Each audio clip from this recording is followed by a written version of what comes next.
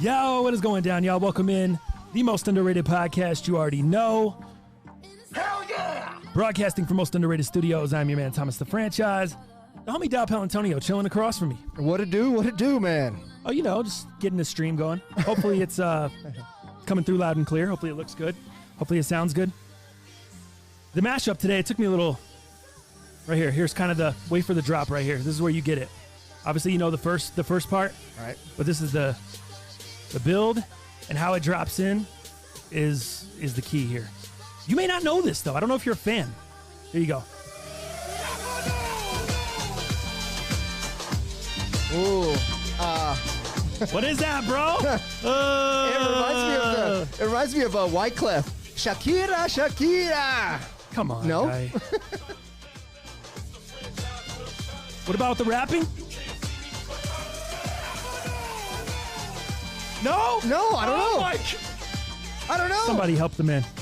Oh, Help the man, please. actually, yeah, we are cold. I'm going to take this coat off. We had the heat down in here because it got too hot, and now it's actually really, really cold in the studio. Plus, me and Dollar wearing the exact same hoodie. You saw my IG this morning. Al Baroon, John Cena in the chat. First to get it. Ah, my bad. Our man Black Prez was not too far behind. Welcome, Black Perez. What the hell time is it in Europe or Germany, you think? It's got to be 3 a.m. And you might not be lonely. I don't remember. Nice one. Nice, thank you. Thanks, Rob. I don't know. What time is it there, Prez? Let's just ask Prez instead of me taking a guessing game. I don't remember how. I feel like I should take a shot for him being on time, but we're out. He needs to send us more shots. Oh, that's right. Yeah, we do need more of that shit. We're out, especially on a Black day Prez. like today where we need some heat, bro. My aunt just said 9 degrees here in the Big CO. It's the worst. 9 degrees, and it probably is not. It doesn't feel like 9 degrees out there. It probably feels less than 5. Last night I was out there walking Benny, and the temperature, it said it was 7 degrees, and it said feels like -2. Because I came inside, I was like, there's no way. I was like, it is so cold out there, babe. I was walking Benny around, and he's, of course, like last year, it's really weird. Because last year when I first got the dog, obviously he's a puppy, and he just turned 1 in August, 3 days before my birthday. So I'm walking him last year, and he was little, and he'd walk on the snow, he's a little puppy, and he'd start whining, whimpering. You know? So I'd have to pick him up, and I'll be, oh, what a bitch, bro. What are you doing? What kind of dog did we get here? And I'd have to pick him up and walk him, right back to the apartment, or back to wherever. And now, yesterday I took him out. This guy, it said it feels like -2. It was 7 degrees outside, and my man was ready to go on an adventure. He was just ready, dude, ready to walk wherever. Feet not killing. I was expecting similar to last year, but it's just crazy. A difference of a year in a dog. That's like they went from being a newborn to a 5-year-old. Right. Isn't that what is dog years? 7 years or 5 years? 7. Oh, so more than this. I wonder if his puppy pads, the pads on the bottom of the feet, right. maybe they just have to kind of adapt after a certain amount of time. Yeah, I guess as a little puppy, they're still super sensitive. But now, I was thinking about that. I was like, all right, I wonder when his feet are going to get cold. We were out there for a solid, really, dog, probably 10 to 15 after the game last night, too. After the game. Oh, bro. No shit. Yeah, this is how it was late. This is in the dark. Yeah. Pretty much. It was cold, bro. Yeah, it was freezing. It was snowing. Yesterday. It was awful. Yeah, did you have to shovel this morning? I did. No, It was thank the goodness. worst. The luxury of living in a condo. HOA. Nice. HOA. Were they there this morning? It was shoveled. Nice, dude. Yeah, well, not great. At least you're not paying for something you're not getting. Sometimes we are. Oh, yeah. It'd be nice if they could repaint my building so the siding wasn't or The siding's not good, though. the paint's chipping off the siding. It's terrible. Yeah, dude, for sure. It's awful. But yeah, the weather's been did you work golf course? What's going on? What's up with that shit? Yeah, for sure. What happens when you guys do this? What happens when this goes on? Yeah, this is interesting. So we have to actually keep the course open, which is weird, right? Even though nobody can literally play out there, we have to keep the shop open because we still sell merchandise. We still run operations, right? So instead of having a staff of 5 to 7 people, we have a staff of 2. One kind of running the show and the other one kind of manning, the actual pro shop, again, for merch stuff. And crazy thing is, we can't clear a golf course, but we can clear a range pretty quick. You know what I mean? So people will actually, if they got the balls to do it, can go hit golf balls at the range, which is interesting. But, when this turf is frozen, I mean, there's not much you can do. You're not supposed to get on it. You'll kill the turf. You'll kill the grass. So there's a lot of issues to it, man. But it's really just on the merchandising side of the shop. What about the new job, though? The new job, man. I'm indoors. I'm covered. We're good to go. I just started basically my orientation. So watched all the training videos. Of course, right. You know, all That's how we do shit. all the sexual harassments videos. And yeah, man, I feel a lot more educated because of those videos. Those videos go a long way. Are you serious? Not. Oh, I was like, what? What kind of life were you living before? Do you know the difference between right and wrong? Okay. Yeah, no Pretty shit. simple. Code of ethics, standards, you know. Yeah, all the things that the PJ Superstore is built upon. So it's cool, man. And, you know, he actually has, let me tell you something about the PJ Superstore. It's actually a pretty inspirational story. Did you know Arthur Blank? Falcons owner? Yes. No. Owns PJ Superstore. That doesn't shock me. Dude, I guess a lot of those dudes own a lot of shit. That's part of his stuff. And, you know, with his salary, I think he gives more than half of his salary back towards the organizations in which he runs and has ran in the past. Is that crazy or what? This guy is so built on community. Did you know Arthur Blank was also one of the big founders of Home Depot? No. 1979. Wait, I feel like I did know that. Did he sell out of his stuff recently? I don't know about recently. It might have been a few years back. But Okay. yeah, he was one of the co-founders of Home Depot. It was him and another guy, and then they had a financial guy, right, the money maker.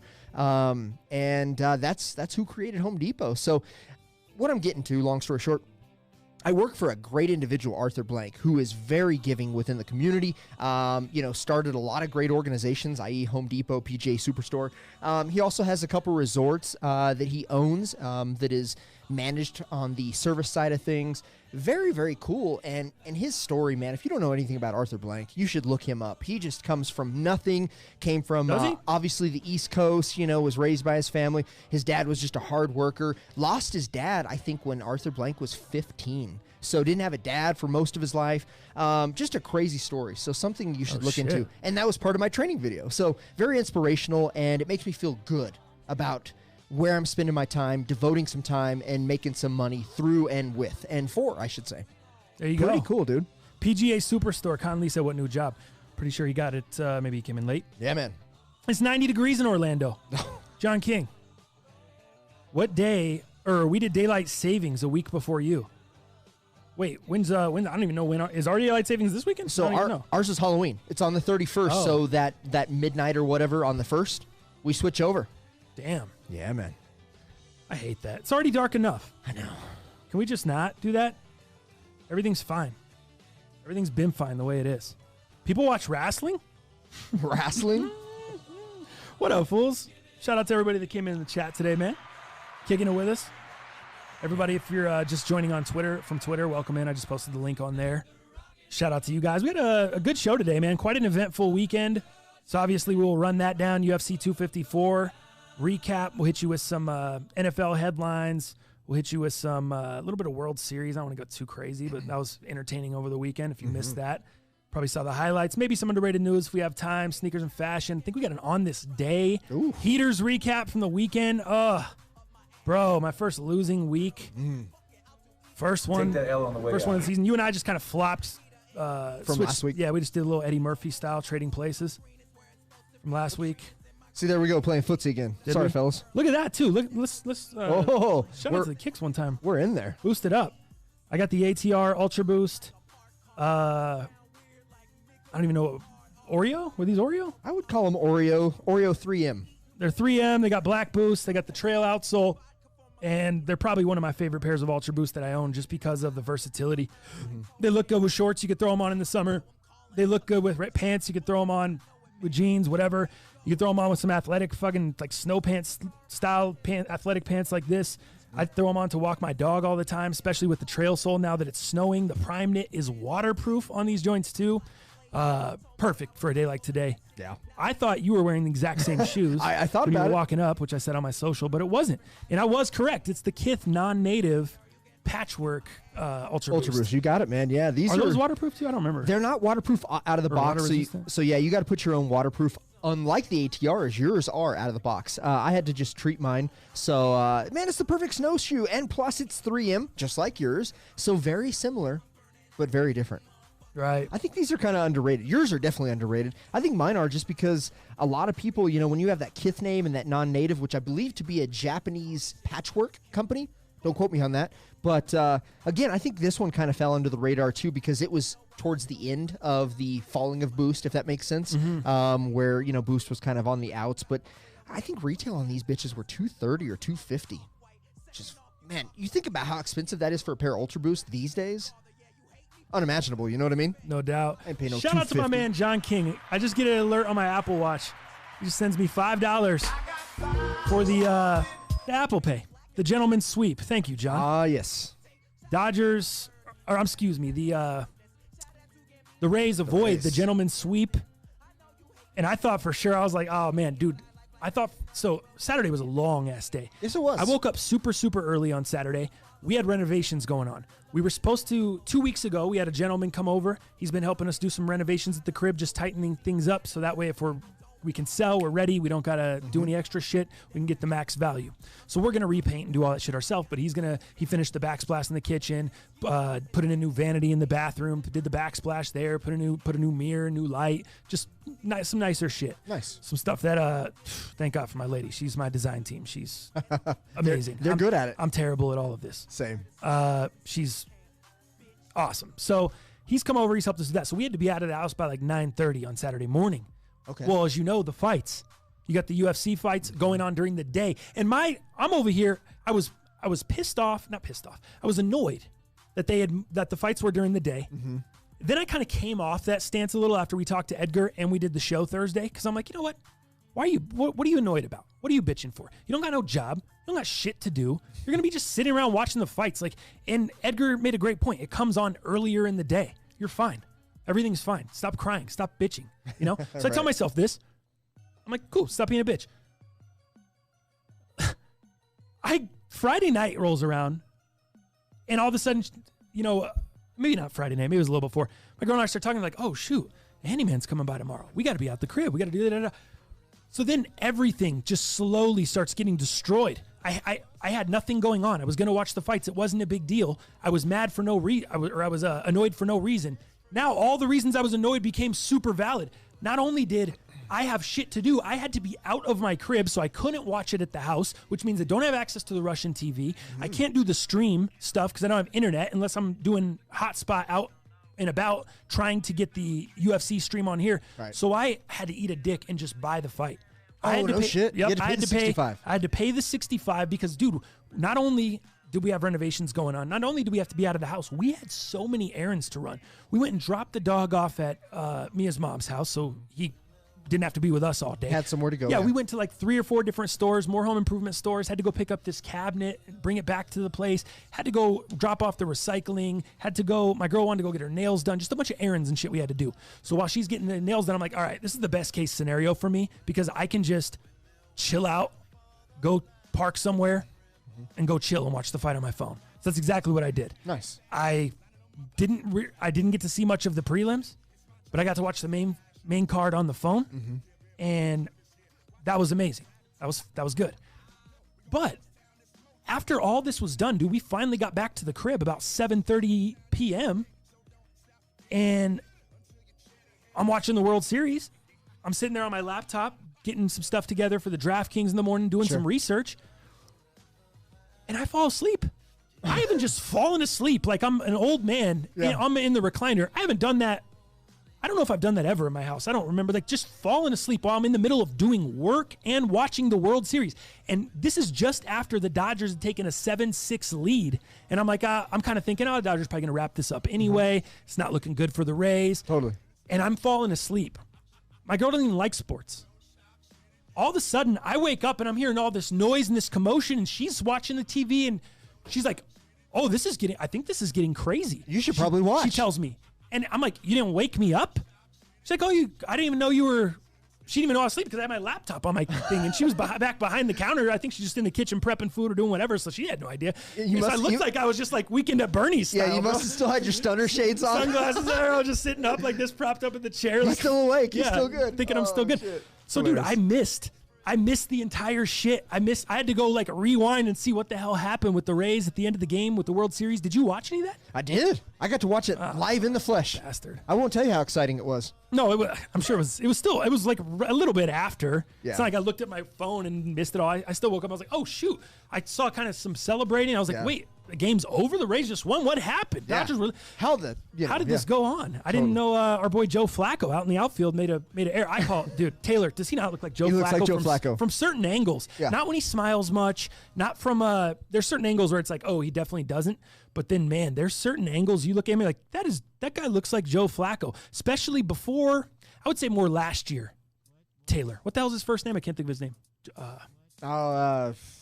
Someone give me Taylor's name. I can't remember either. More last year, he was thinner in the face, and Joe's a taller, slimmer. Mm-hmm. This year, it feels like he's put on just a tiny bit of weight in the face, Taylor, and so he's a little thicker. Maybe he doesn't look as much like Flacco. But yeah, dude, it was so yeah, I missed all of that shit, and it was a straight nightmare. But in case you missed it as well, this is how that final play sounded on Saturday night. Wild end of the game. Dodgers are up. Let me put this in. Let me paint the picture here. Dodgers are up 7-6. There's two people on base, first and second. They're down to their final out. There's 2 outs in the inning. Kenley Jansen's on the bump. I mean, as clutch as you can be. Right. As hard of a pitcher as you can face the end of the games. To close out games, Kenley Jansen does this like clockwork. Mm-hmm. There's 2 outs. There's 2 strikes. My man's down to his last strike here. Check it out. Jansen. That is into center field. Here comes Kiermaier. Bobbles. This is tied the game. Arose Arena coming around. Throw home. Now he stumbles. But the ball gets away. And the ball gets away. Brett Phillips, game 4 hero.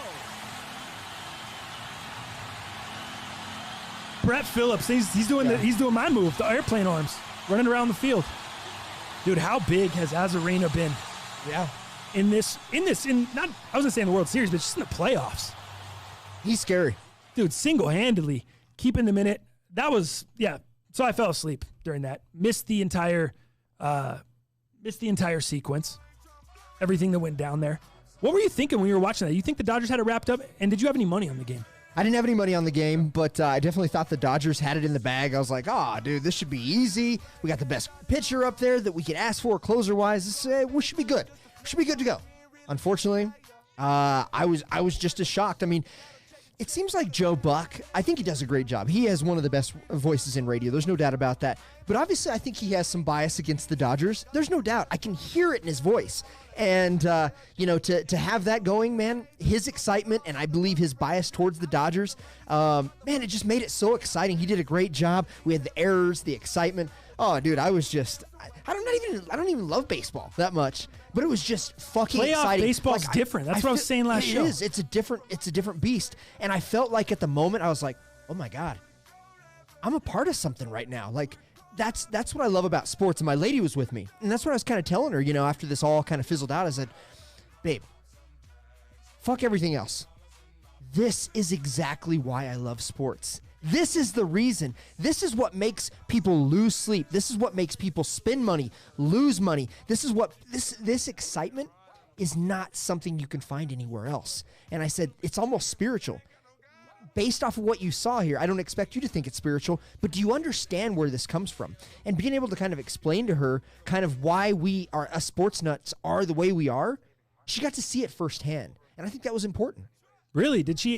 I've tried to do that with my girl too. Did she have any connection to it, or did she kind of? Not really. She felt the excitement, the voice, the atmosphere. Even though we're in the home, you can still kind of put yourself in there. It's imagine that you're there. Imagine these certain scenarios, and she's stupid smart, so she gets it. And I think that really helped kind of put a button on this whole thing and just help her understand. Babe, I just don't understand why you watch sports every day. I just don't get it. I have nothing, no ties to it. Something of this magnitude in this type of environment, with this much on the line, I think has helped her understand kind of why, the why behind the why there, if that makes sense. Did John King, I'm not sure telling her fuck everything else was the play, Dal. I meant with sports. That's hilarious. Hey, fuck all the other sports I watch. Check this out. Let me hone in on this. That's what it was. Yeah. I've done. It's funny. I've done John the same King thing ain't with my lying. girl too, because you try to. We say this all the time, and sports is the greatest reality show on TV. And I just really try to show her and like paint the picture, and just like I just try to like get her in the moment the same way, like to try to feel the excitement. Like, babe, do you understand the magnitude? Like, do you understand why that this had to happen, this had to happen, this had to happen, and this in order to get here? Right. Like to be in the scenario we are here with 2 minutes to go on the clock, like whatever, and it's just. I try to put it in a perspective that paints like this is the last real thing that we have in this world. And I genuinely feel that way. I'm so passionate. Obviously, I'm passionate about sports, but sports, dead to music.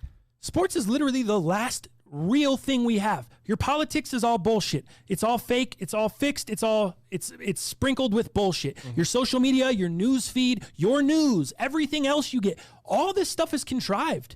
Everything in your life is pretty much set up and fake.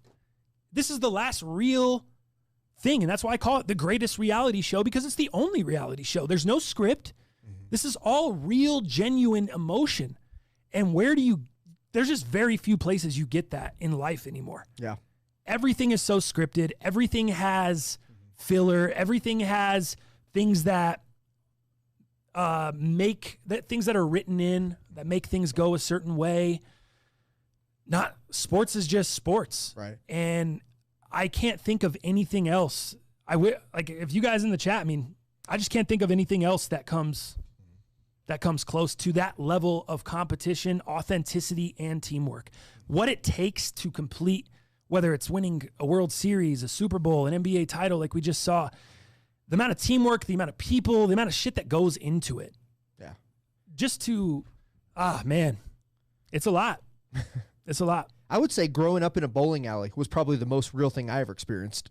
But sports are fake too, the same way everything else is set up and fake. They're not though. You can say that, Prez. You have no real proof of that. People want to say that. People want to talk about conspiracy theories of sports. Show me proof. I don't want to hear, well, there was that time where come on, bro. You're just telling me that the Patriots came all the way back with down 26 points in the Super Bowl. I don't want to hear all that, because that's all fucking conspiracy opinion bullshit. It's not facts. I don't give a fuck about your opinions. I'm telling you what is facts. If you can come to me and tell me sports are rigged and show me facts, why would we fucking watch? Why would they make the money they do? Right. There's a reason sports do what they do for the world. And it's everything I just went over.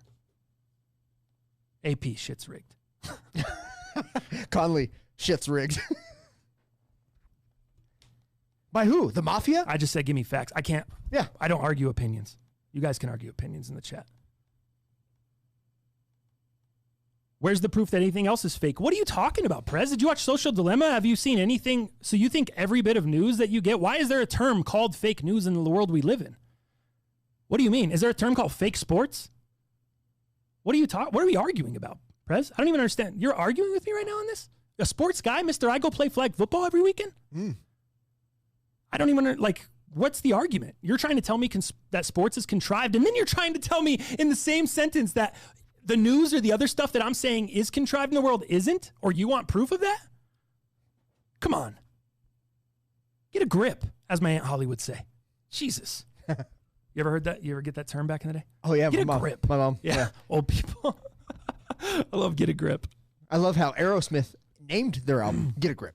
I'm not telling you that there's never been an instance in college basketball. John King just said, I think solo sports can be rigged.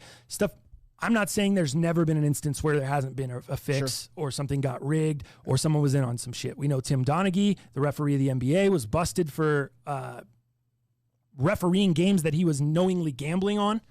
We've seen, there's been scandals. I'm not talking about scandals. I'm talking about day to day, day in, day out, as it goes. I'm not talking about, Certain series, certain games, certain matches. Right. Whatever. Yeah. Neighborhood. I don't think sports is fake. I think some people can be paid off and we'll never know about it. Again, true. Yeah, sure. I think there's a lot of shit, and that's life. But look at the level of authenticity that sports provides versus anything else in your world. Give me something else that provides that level of consistent authenticity, of consistent, authentic, raw, emotion, and competition. What else? What else elicits that? Sex is a sport. And that shit's most def rigged. Eli Soto. Buddy. Oh, man. That shit is rigged. Maybe we're on the same page, Prez. That's what I'm saying. That shit happens for sure. Yeah, shit happens isn't fake news, though. There's no term for it. That's a scandal. That's called a scandal. That's what is a scandal? A one-off. Mm-hmm. That's not consistent. We get consistent misleading videos, misleading fucking fake news, chopped up clips of someone saying something, people taking it out of context. We get that all day, every fucking day, across tons of different industries. With an agenda, for an agenda. Right. We don't get that in sports. Yeah. That's all. There's scandals, yeah. There's a scandal in your office building. Mm-hmm. There's scandals all over the place. That's not consistent, though. Yeah. Biggest scandal in ours, man, is old Shit McGee. Every time I'm trying to use the shitter, the guy's in it. Mm-hmm. Talk about the biggest scandal we've seen here at the most underrated studios. Right. Not good. Stupid. The thrill of victory and the agony of defeat, Uncle Jim. Exactly. That's exactly what makes it so great. Yeah. That's what makes it so great. And I think LeBron said that a couple weeks ago. I think I was reading a quote where he was saying something like, there's a ton of, like, I go through a ton of pain. I go through a ton of, emotion, just different emotions that aren't great feelings. But he goes, this winning wouldn't feel so good if it wasn't for all those things, things that drug me down, those things that made me feel like shit, those things, that feeling is what I take and I harness and I put into the gym and I put into my game and I put into my work ethic so I don't have to feel that again. Yeah. Or hopefully I don't have to feel that again. My dad gave me that talk a lot. But that is what makes it great. The balance of power. Dallas, you wouldn't know anything good if you didn't have anything bad. And I think I lose sight of that a lot. Fuck, dude. I've had a lot of bad here lately. Fuck, I still got to get that pee-pee fixed, as Junkie would say. You know what I mean? It's like, damn, ain't nothing good happen. Yikes. How can I be positive? Crank. I go home, Robin's like, babe, I wish you could just be a little bit more positive. I'm like, fuck. My pee-pee's broken. Babe, I wish we could just make love. Yeah, my pee-pee's broken. But my pee-pee is broken, babe. Can't do it. That's it. Crank. All right. That's enough. Sorry. That's enough. We're on a little soapbox. Chris J, most underrated podcast. 3 fire emojis. Everyone with the fire in here. My man Conley with the donations a little bit ago. Super chat. Had enough time for Bed Bath & Beyond. Oh, my. Have we had enough time, Conley? I can't get time to get out of there, bro. I was barely had enough time to get out of there to do the show. She wanted to keep us in there. She wanted to stay the night there. Between Bed Bath & Beyond and Bed Bath & Body Works. Wait. And Bath & Body Works. It's not Bed Bath & Body Works. No, I think it's just Bed Bath & Beyond and Bath & Body Works. Yeah, that's who named those companies? That's too much. They're probably owned by the same entity, i.e. conspiracy. By the way, we're in Bed Bath & Body Works today. Wait. Yeah, Bed Bath. No, not Bed. God damn it. We're in Bath & Body Works. Okay. Just getting soaps. That's the smelly place. Some soaps for the new bathroom. I love that place. Yeah, new soaps, some new candles. My girl's, she's like, hey, I want to dress the shit up. Again, doing the designing. Fancy. Interior decorating. What do they do? 3 candles for what? Couldn't tell you. Good deal. I was on the phone watching UFC. Couldn't tell you. Fair enough. I was literally getting led around and I had an AirPod in and I was following UFC 254. But I did notice when I'm walking around there, I'm like, yo, is this the place that I was like, babe, does this place own Victoria's Secret or vice versa? Victoria's Secret owns, is this all the chain? They're usually right next to each other. She's like, I don't know. I'm not sure. Why don't you ask? So this lady comes up, asks if we need help. I said, I don't need any help, but I need to know. Is this place owned by the same people that own Victoria's Secret? Uh-huh. She goes, oh yeah. How did you know? And I just looked at my lady and walked away. Like, continued watching the fight. Yeah. I just went like this. It just rolled out ludicrous. You gave her the Irish goodbye. It was tight. Nice. It was tight. But I'm surprised I knew that. The merchandising. You walk in, just the merchandising, shit all over the place. Right? Now, Prez, I'm not saying it's true. What do you mean? I can't go back and forth. I can't. I gotta.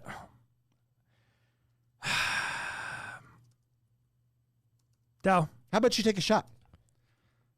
No, you take the shot. Let me take a shot for Conley? Yes. You take the shot for Conley. I just got to put this music on because I just can't go. I can't go back and forth. I'm just trying to live my best life. I can't argue your opinions, Black Press. Damn it. He says, I'm not saying it's true, but some people were saying it. But do you think the Nuggets versus Lakers series was rigged in the Lakers' favor? I don't think it was, but I hear arguments like that sometimes. This is what I'm talking about. Those are opinions. Someone's making an argument for their opinion on that. No, I don't think the Lakers-Nuggets series was rigged. If someone else does, that's fine. Yeah. They can have their opinion, but that's not fact. That's not everything I'm talking about. I'm giving you facts. I'm giving you what I'm laying out here is the truth. You're laying out to me, well, it could be, and here's why. Well, I don't do it could be's. Peter said that this happened. We're not doing could be's, Prez. Philly Mayor, a little bit ago. Damn it, I lost the comment, Philly Mayor. It was good, too. He says, TGF, why don't you use BuffStream on your phone? Oh, that was the one. Yeah. That was the one. Thank you. Philly, why didn't I use BuffStream on my phone? Dude, because we were driving around. We were in and out of malls. Bath and Body Works guy. Yeah, you might as well go to the Home Depot. Yeah, Never has service. One store, like, it was in and out. It was in and out of service. And also, here's what I will say. That's why I couldn't use the Russian TV. It just was not consistent enough. Shit was cutting out. I tried. Trust me, I tried. I tried multiple sites. I just decided, you know what? I'm going to buy the fight because I'm just trying to. I'm not trying to go back and forth with the stream. I'm not trying to go back and forth with nobody. Just trying to do my thing, okay? Just trying to do my thug thizzle. And so here's what I did. I bought the fight, and I was like, dude, in the mall a couple times, different spots throughout the city. I'm on Golden, Lakewood, driving around, and there was multiple times where I had 1 bar of service and the thing just kind of buffered down the video, compressed a little, came right back. I never one time lost the stream. I never lost the fight once, no matter how shitty the service was. And because of that, I was gonna do your style. I was gonna book the fight on my thing, and then I was gonna call their customer service afterwards and be like, "Yeah, this shit was cutting out the whole time. Right? This shit was kind of not that good quality. I don't really know what you guys are doing over there." But just because it was such good quality, like it exceeded my expectations. I was like, fuck it, I'll pay the $65. Like, this was great. I had no issues with it whatsoever. It didn't cut out once. It didn't buffer and stop once. It just went down to a lower quality stream when my service was a little choppy. Dog, I couldn't have been more impressed. Wow. Couldn't have been more impressed with the ESPN Plus stream. I couldn't even get that at my own house. And it was so easy, dog. I literally clicked buy now on my phone within the ESPN app. I double clicked on my side of my thing. It paid with Apple Pay. It's there.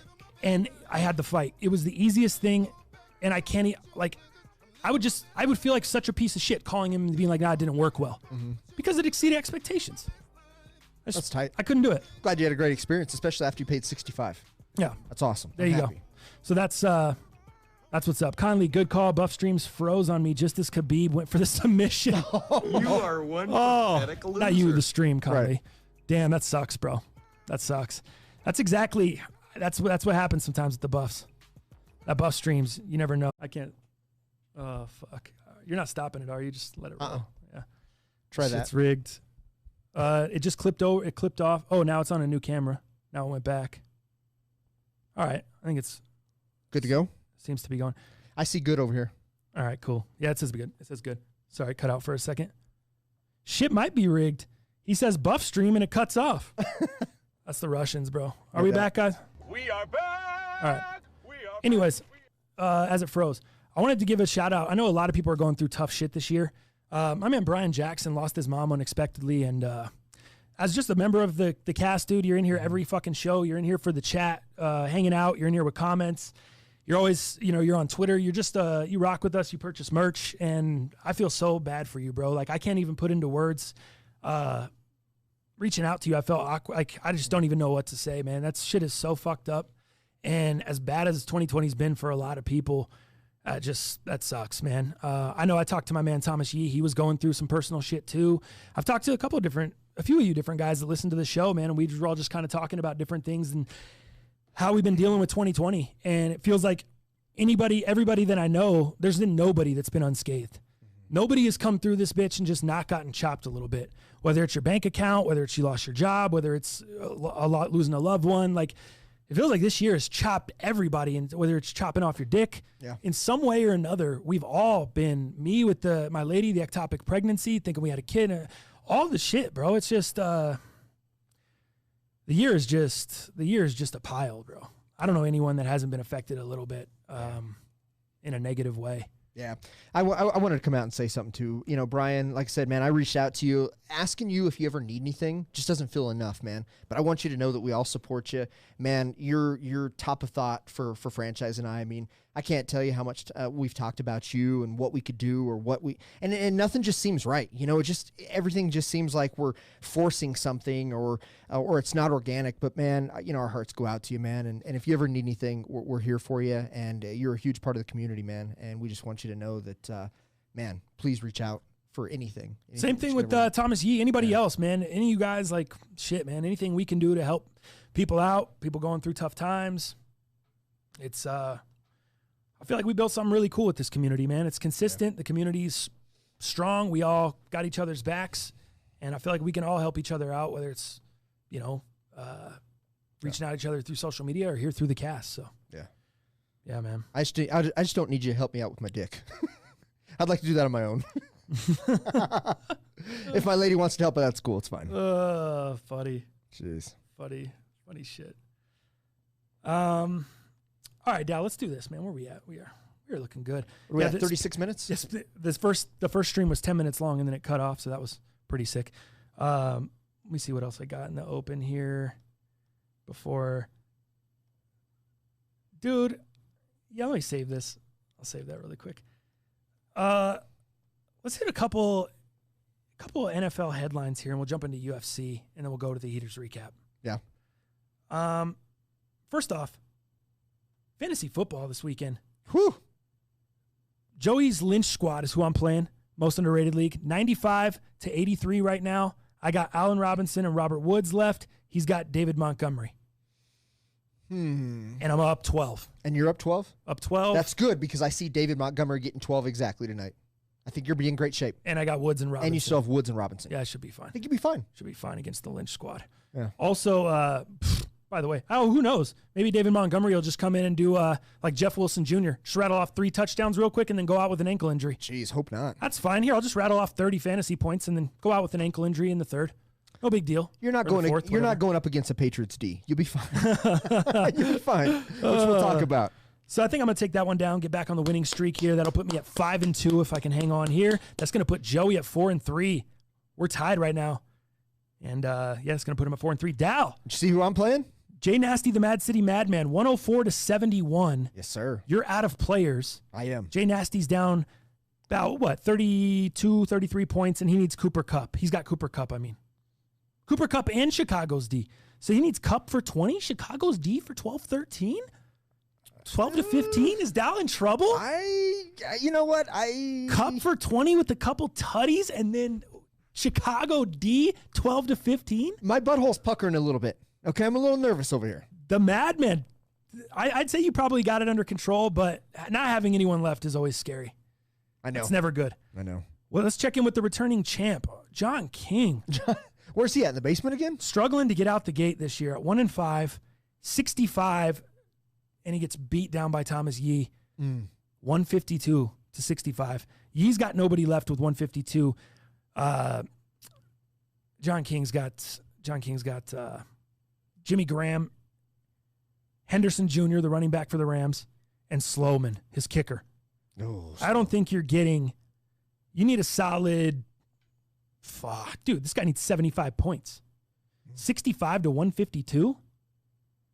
Another 60 to only get another 65 would only get him to 130. I would say yikes. If John King cracks 100, 110, I think that'd be a good showing.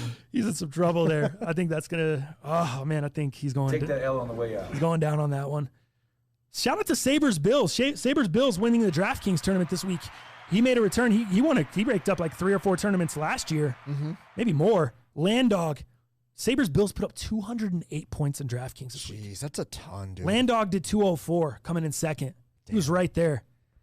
Guragna, the Nantucket, and Legendary Kid round out the top 5. Your boy took 6th at 168. Not like I was even close. Right. Who cares? So shout out to everybody that's in the DraftKings tournament. Good luck to everybody. It's got fantasy players going tonight, man. Little fantasy. Did you hear Jeff Garcia talking about Cam Newton's outfit yesterday after the postgame? No. And after the way the Patriots played. That guy hasn't been relevant since we talked about him at Broncos training camp when a young kid was wearing a Jeff Garcia jersey. That was fire. I didn't even know who it was. That was fire. Was he number 5? And it looked mint, too. Number that was 5, the thing. right? Yeah. Yeah. The kid's wearing a San Francisco 49ers Jeff Garcia number 5 jersey, and the thing looked mint. It wasn't handed down from like 3 generations. That thing was beautiful. This been storing this thing? Yeah. What's going on? Check out the listen to what he thinks of Cam Newton's swag. Into this game, 2 touchdowns, 4 interceptions. You throw, what, 3 more interceptions? You get yanked in the second half. There's nothing good going your way. Why are you dressing like that to bring more attention to yourself? I'd be trying to ask the equipment managers, put me in your jock sock cart and sneak me in the back door, and I'll show up on the field and do the best that I can. Jeff, this sounds like you're speaking from too much experience here. Okay, this sounds like you're speaking from experience. This just goes back to a couple years of just watching this guy and seeing him at the podium, but yet what he's doing on the field does not translate to being that guy. Like and Joe I just Montana. feel like, Joe Namath. Yeah. He had the, the coat. When you the fur coat. Yeah, when you predict you're going to win a Super Bowl and you go out and do it, wear whatever the hell you want. But, right now, I'm not buying it, and neither is. There you go. I don't know why the clip cuts off at the end there. I can't argue any of that. I know. I mean, Cam Newton looked like the Mr. Peanut guy all the time. I don't know what the hell's going on. But, man, if you're going to dress the part, you better play the part. You're missing the most important thing. Playing the part. Getting benched. Yeah, I was going to ask what your thoughts were on that. Oh, dude. He just looks so dismal out there. He just looks like he forgot a little bit. Just he's late. He's not making decisions in a fair amount of time. Obviously with the 3 interceptions, the 3 picks, his decision making is just not there. It's almost like he's second guessing himself. He's holding on to the ball way too damn long. He just looks confused out there. I think the Rona got the best of him. You think so? I think the Rona got him. I don't know. I think he's just been on a downward trajectory, dude. My uncle said Cam hasn't been the same since Super Bowl 50, just 2015, that MVP season. Right. And it's totally right. He's just been on a downward trajectory. It looked like things were trending up this year because he was with Belichick, but everything's just fallen apart. Like you said, since the COVID, dude. Right. That's just the COVID. Things have gone downhill there. I don't know. It's really strange because what is the guy supposed to do? Is he supposed to bring 2 outfits? Because I go under the impression, look good, feel good, play good. That's it. That's how I roll. So if I'm going to show up to the game, I'm going to look good so I can feel good. And I'm going to feel good so I can play good.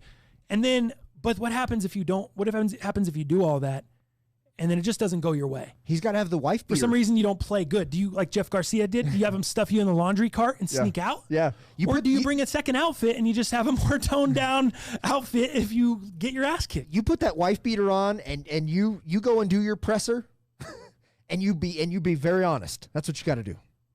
Because that was awful. It's crazy. He is awful. It's crazy. Pats are tanking for Trevor. I don't think they're tanking, guy. I don't think they're tanking. That's not in their DNA. But pretty funny.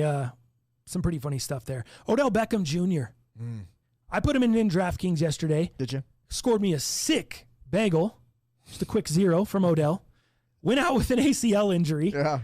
Or with a knee injury. And he confirmed this morning to ESPN's Josina Anderson over text message that it is in fact a torn ACL. Ouch. So the 27-year-old Odell Beckham Jr. done for the year. And it's not like that's a huge deal. They still have weapons over there, dude. Sure they do. Higgins is fine. Still got Landry. Landry's probably like, I don't know if I was going to say he's probably happy. He's not happy in any capacity. Right. But maybe deep down, there's just a little sliver that's like, maybe a little baby pump like this under the table. Like, yeah, just a quick little, I'm going to get more work. Yeah. I'm going to get more catches. I think as a fellow LSU teammate, I think you can probably do that. A little soft celebration, a little, yeah. Oh, yeah. Yeah, just a little, all right. Well, dude, and Austin Hooper, arguably one of the better tight ends. He's had a shit year. Dude, you see his, you think that kid's worth picking up? Bryant, the backup? No, not Bryant. Hooper.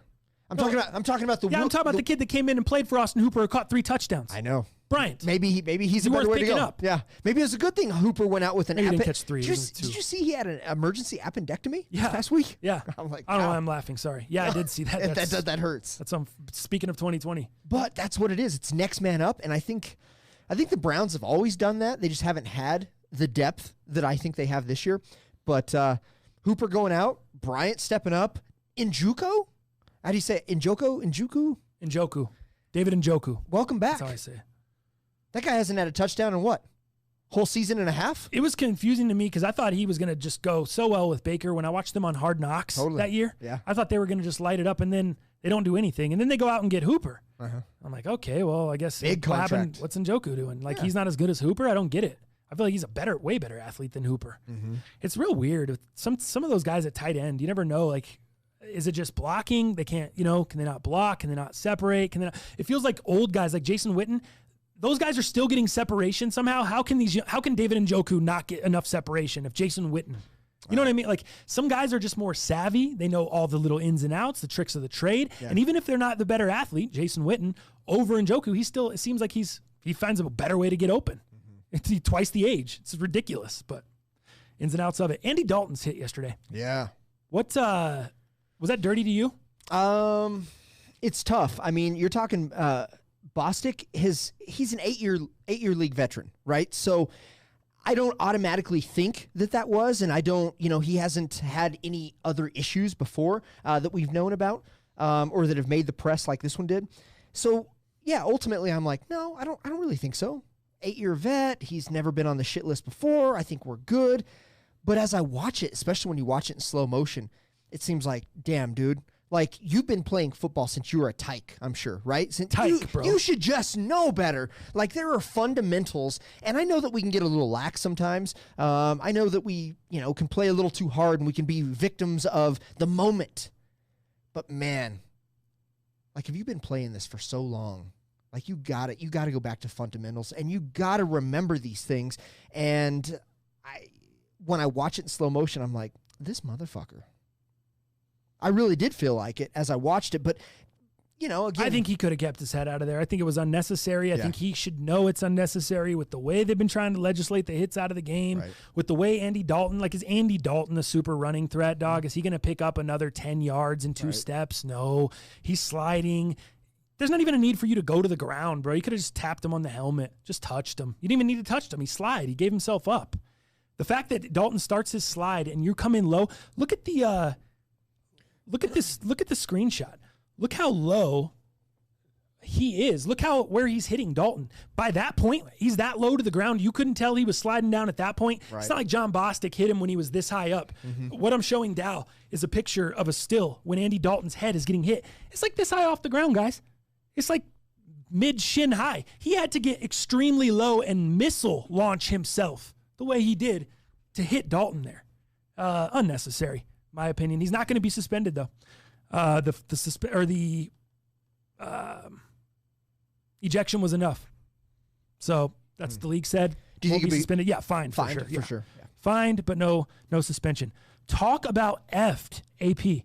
I had Dak when he went down, and now I got Dalton. Now he's abandoned. Or now he's brain dead. Dane bread, he said. What do I do now? Fack. I know, you can't even go get Fitzy anymore. Fitzy was like the money, like a little pickup, if you need a little guy, a little sneaker off the waivers, go get Fitzy. Fitzy's the guy. I think you got to just go pick up DiNucci, guy. Ben DiNucci, the third stringer over there for that's who's Dalton's replacement is. Is it? Yeah, Ben DiNucci. Oh, just go get yourself go get the Italian guy. He'll be fine. Ben DiNucci. He's expected to be the starter if Andy's not ready to go on Sunday this week. Ben DiNucci. Just to let you know. At least he has a week to prep. I know. Crazy. Moving on, the last one, Antonio Brown. Yes. We talked about where he'd go on Thursday, later in the day, or was it Friday maybe? Either way, news came out. He's not the Seattle Seahawks. Correct. Russell Wilson, all that talk, everyone was thinking, fire up Seahawks. It ends up being Tampa Bay. What do you think of that?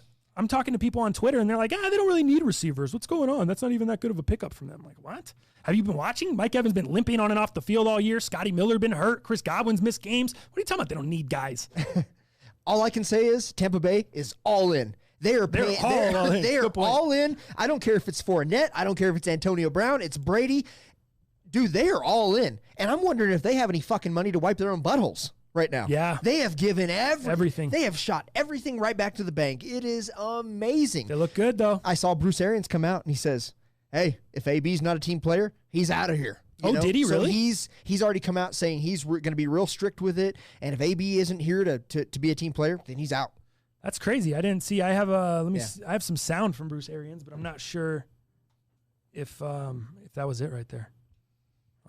It's too long to play. I should have listened before. It's like 8 minutes. I can't go through that right now. Anyway, so that's what he said.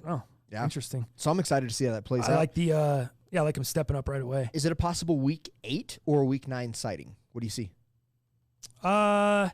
Dude, you know what's still a little bit weird is he still has the pending sexual assault charge. Correct. And that goes to court in December. So this is going to be an active thing that the team is still monitoring. So even if he does come back and what'd you say? What were you asking me, 8 or 9? Week 8 or 9, yes. I think 9. Okay. No, wait. Because he has an 8-game suspension. He can't come back. It's got to be 9 Okay, or 10. so it's got to be 9. I think 9, though. I think he comes back the first week he's eligible because of he needs to get as much reps in as he can in case he's out again. Yeah. So that's going to be interesting. The team said they're going to monitor it throughout December. They're going to figure out what goes on. But it may be like Patriot situation. He comes in and plays one game, then he's suspended and again kills for the sexual misconduct. So we'll keep an eye on that. But currently, Antonio Brown signed with the Bucks. Have you got any good trade bait yet for him? No, did you see that? Might see that tweet? Yeah, nobody's knocking on your door yet. Hashtag what can Brown do for you? I was trying to get a little action. You know, people. Anyone need a receiver? Yeah. You guys need wideouts? Holler at your boy. Yeah. I'm in need of a running back. Thomas Yee, late join. What up, guys? Yo, Thomas Yee. $20 in the super chat, my man Yee. Holy shit, bro. Thomas Yee, we're going through a pandemic, for fuck's sake. We appreciate you. Thank you so much, Yee. You got it. I missed the last one. The last shot? Yeah. Yeah, don't worry, bro. I'm not gonna do Yee like that, dog. Yee, I just did you like that. Sorry, bro. Ah! Take that L on the way out. 2020. Still. Nah, that's not 2020. That's just shit. That's that's just me being shitty, bro. It's not 2020. I'm not blaming it on 2020. My lack of I'm not in dog. I should have been, you know what, on Saturday, instead of watching the fights, doing stuff, I should have been in here getting shots up. Yeah. I should have been in here practicing. That would have gone down. I'm going to bring in the righty. I'm going to bring in Danucci. If I was in here getting shots up, would have been all good. You should. One of us should do that, like on opposite days. Just kind of do a little social media post, because my posts are never really good. Just have a video of me just working on my craft here. Working on my craft, baby. You know, I'll be doing some reps here in the mic. I'll be doing some reps with the ball. I think it'd be great content. Get some reps in. Some reps on reps. I like it. I wonder if I got time with my 3 jobs. I'm with it. I was looking through the chat. Oh, a lot of good shit in the chat, man. Let's do this, Dal. Do you want to go UFC or do you want to go heaters? Since we kind of just did some football headlines, should we just go heaters and then we'll roll into UFC? Let's get heaters. All right, let's go ahead and do that. Let me get myself some.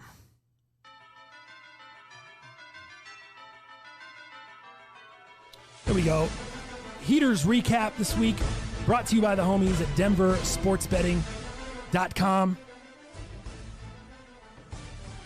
You can follow them online. You can follow them on social media at Denver Sports Betting or at Betting Denver on Twitter. I follow them on Instagram and Twitter. It's at Betting Denver on Twitter, at Denver Sports Betting on IG. Correct. You guys know about Denver Sports Betting, man. They post our heaters up there. You can go there to check out our content. They had a couple different videos up for the MMA fight card. They have a guy that does an MMA show there. Great job. Give out some great advice.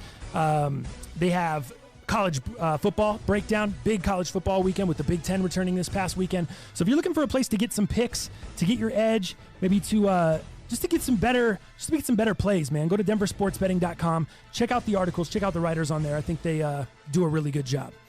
Dow, where do we want to start this week, man? Heaters, a little bit less hot for me. It's like you and I kind of just flip-flop. Yeah, we just did a little Eddie Murphy trading places. It's Eddie Murphy and Steve Martin. No big deal. Let's start out with the Packers. Let's go with the Packers. This is one that you and I were both on. Packers missing a bunch of players going into this game, including Aaron Jones and David Bakhtiari, but it didn't matter. Rodgers misfired just 5 times in the opening half and finished 23 of 34 with 283 yards and 4 touchdowns. Rodgers was on fire. Did you watch the game? I loved watching the game. Yes, absolutely. I was locked in. The Devontae Adams, number 1 target. If you took Devontae Adams in DraftKings this week, if you took Devontae Adams in fantasy, you probably won your game or made a bunch of money if you had him in DK. On the receiving end from Aaron Rodgers, Devontae Adams goes off for a monster day, catching 13 of 16 targets for 196 yards and 2 touchdowns. Incredible. Where was the coverage? Double coverage, triple coverage. What are we doing? I know. It was awful. Third down and 4. As Rodgers throws, it's Adams, makes the catch, and will take it in for his 2nd touchdown today. 45 yards from Rodgers to Adams on 3rd down. Packers, easy win, easy cover, -3.5. They win 35-20. Nothing going on there. No issues at all, baby.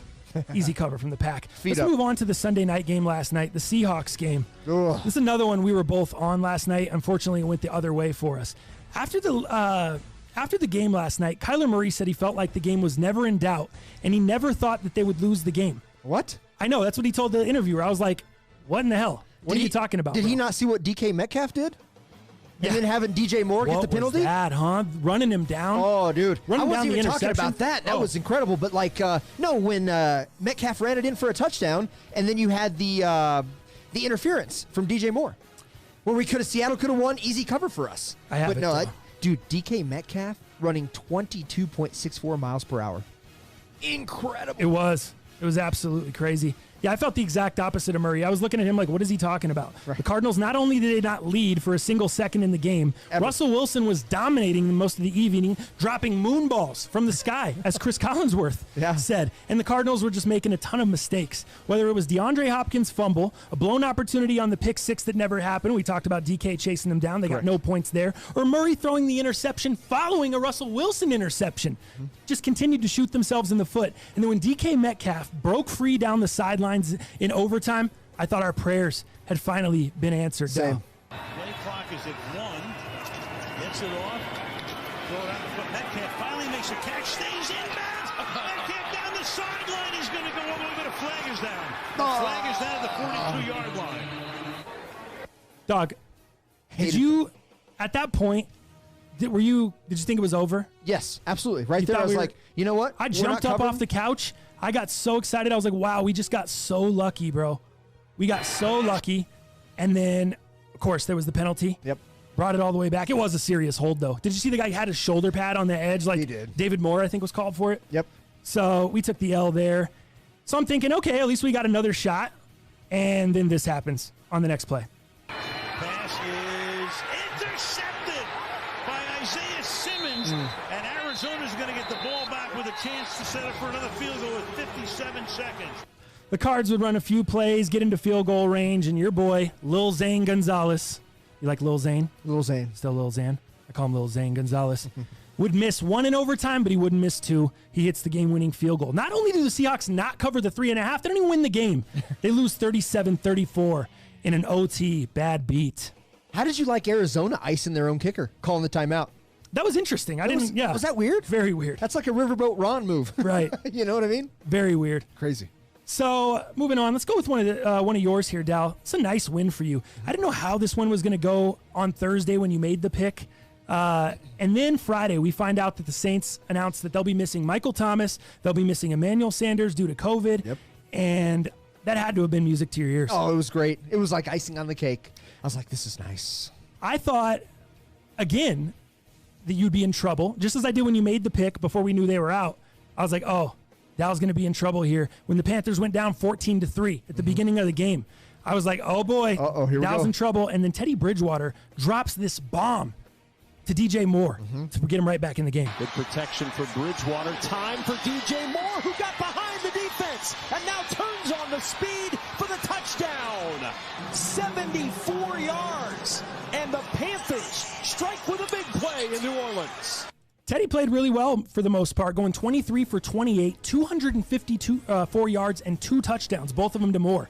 The Panthers did have a chance to tie it late in the game. I don't know if you end up watching the end. I did. But they had a chance to tie it late, and Teddy took a terrible sack, knocked him out of field goal range, and that caused Joey Sly to have to try a record-breaking 65-yard field goal, which came up just short. I know. It was right on the money, dude, but it was just short. Centered just short, yeah. Yeah, it was just short. So spoiler alert, they end up losing the game. But Dallas covers. He gets the Panthers plus 7.5. Easy cover. They lose 24-27. Nice one, Dow. All I'll say is, dude, the Panthers are now 4-1 against the spread the past 5 games. Nice. Just saying. Let's move on to a couple of our clunkers for the weekend. We'll start with mine first. Bills minus 12.5 against the Jets. The spread was actually minus 9 or 9.5 by game time because Darnold was announced as a starter instead of Flacco. So I actually got way worse value anyway. Yeah. I would have needed like a miracle. But it didn't matter. The shitty Bills couldn't score a touchdown against a team that's not only the worst team in the league, but a team that wants to lose. They're literally not trying to win, and they couldn't even score one touchdown. It was just so infuriating to watch. And guess what? I don't have any sound clips or highlights from this one because this was just two shitty offenses plotting, going back and forth, not doing anything but kicking field goals. Yeah. Josh Allen, Sean McDermott, Bills Mafia, Buffalo. I don't know what to expect from you cats anymore. Never. 3 weeks in a row. This is 3 shitty games in a row for them. 3 shitty games for Josh Allen. And honestly, I'm a Josh Allen owner in fantasy. I tweeted this out yesterday. What do we do here? Do we find a replacement? Do we need to start hitting the waiver wire? Do we look at trades? What do we do with Josh Allen? Do we ride this out? Because you look at his upcoming schedule, and it's not super favorable. Doesn't look good. I don't know. I'm on the fence with Josh Allen. I'm really disappointed. Anyway, the Bills win in a stinker. They don't score any touchdowns, 18-10. And they don't cover the spread. Going on to your clunker, Dell. 49ers at Patriots. You took the Pats minus 1.5. I think we could all see them losing this game maybe, but not in that fashion. No, not at all. I mean, speaking of not scoring any touchdowns, Patriots put 6 points on the board total at home. I know. Not only was it ugly, Newton was pulled. Edelman's seen throwing in his helmet down on the sideline. Stidham goes in. He's throwing interceptions. It didn't get much better for him. What were your thoughts on this? This was interesting. I mean, obviously, we talked about it a little earlier. Cam, he just looks disoriented out there. He is taking too long. He's indecisive, not making decisions correctly, holding on the ball too long.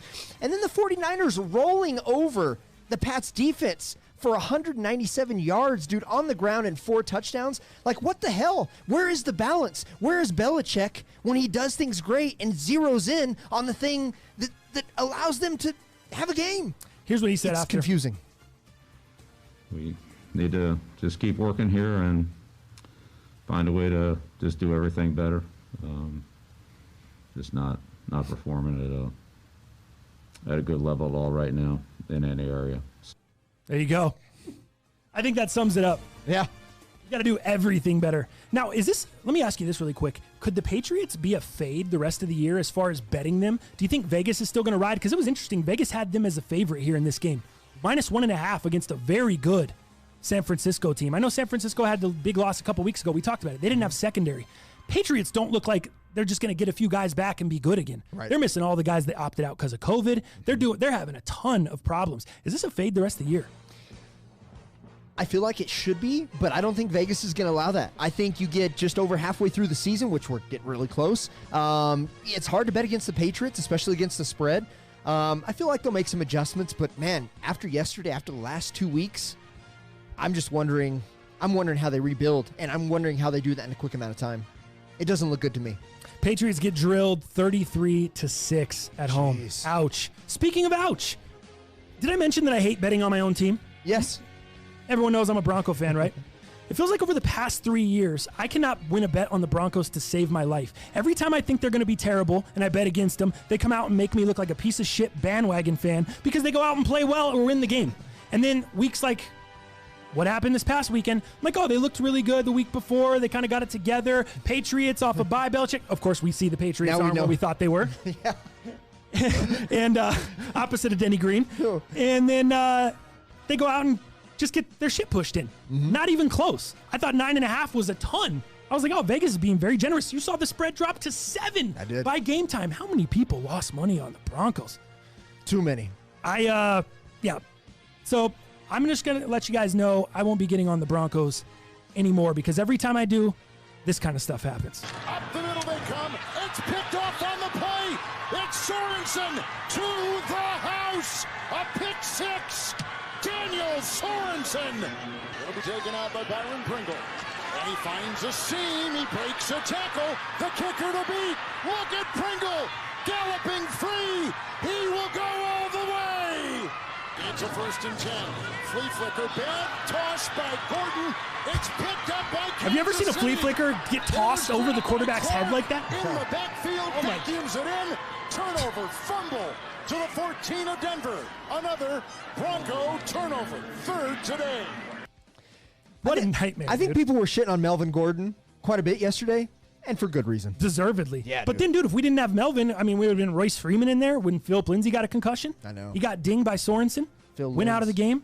To beat a team like Kansas City, I'd say if you turn the ball over once, it's going to be tough sledding. Might not be easy. To turn it over 4 times and give up special teams touchdowns, you think you're going to beat Kansas City with that? The result could have been 100 times worse if Kansas City really stepped on the gas. Dude, there was so many times they were in the red zone and ended up kicking field goals. I don't even know what the number was, but it was a lot. It could have been way worse. I know Harrison Butker had like 13 points.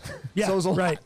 Anyways, sorry, Broncos country. Yeah. I apologize. I promise. I'll be off the Broncos games. I won't be betting against them. I won't be betting for them. I'll be completely off the games for the foreseeable future as the Broncos get hammered yesterday, 43-6. Jeez.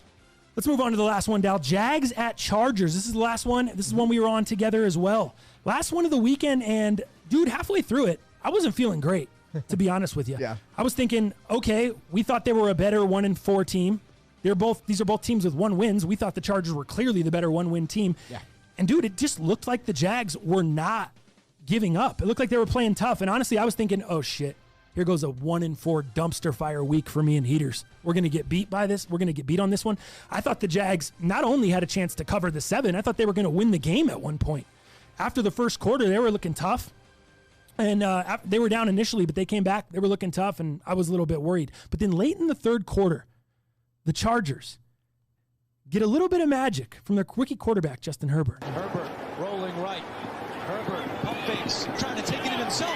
Dives, and he's in for the touchdown. Second rushing touchdown this season for Justin Herbert. And the Westbrook fumble proves costly for Jacksonville.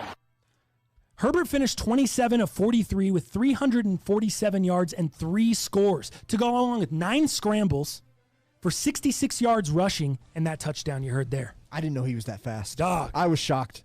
That fool was putting in work. I didn't know. Yeah. Second rushing touchdown of the year. Chargers tacked on a late field goal to hold off the backdoor cover by Minshew and the Jags. They win 39-29. Dal, we get the dub there. Yeah. I was happy to see James Robinson back in the game. This guy rushed for 1 TD and 119 yards on 22 carries. This guy hasn't done anything for the past 2 games. Yeah, it's been bad. So it's good to have him back for fantasy implications. So I feel like I double dipped on this one. Covered the spread and won with James Robinson in 2 leagues. So nice. I was happy about it. Dal goes 3-2 this week. He wins on the Packers, Panthers, and Chargers. Loses on the Pats and Seahawks. I go 2-3 this week. I win on the Packers and Chargers as well, but I lose on the Broncos, Bills, and Seahawks. Rough one. I think next week I'm going to not I've been getting on a favorite kick. Too many favorites.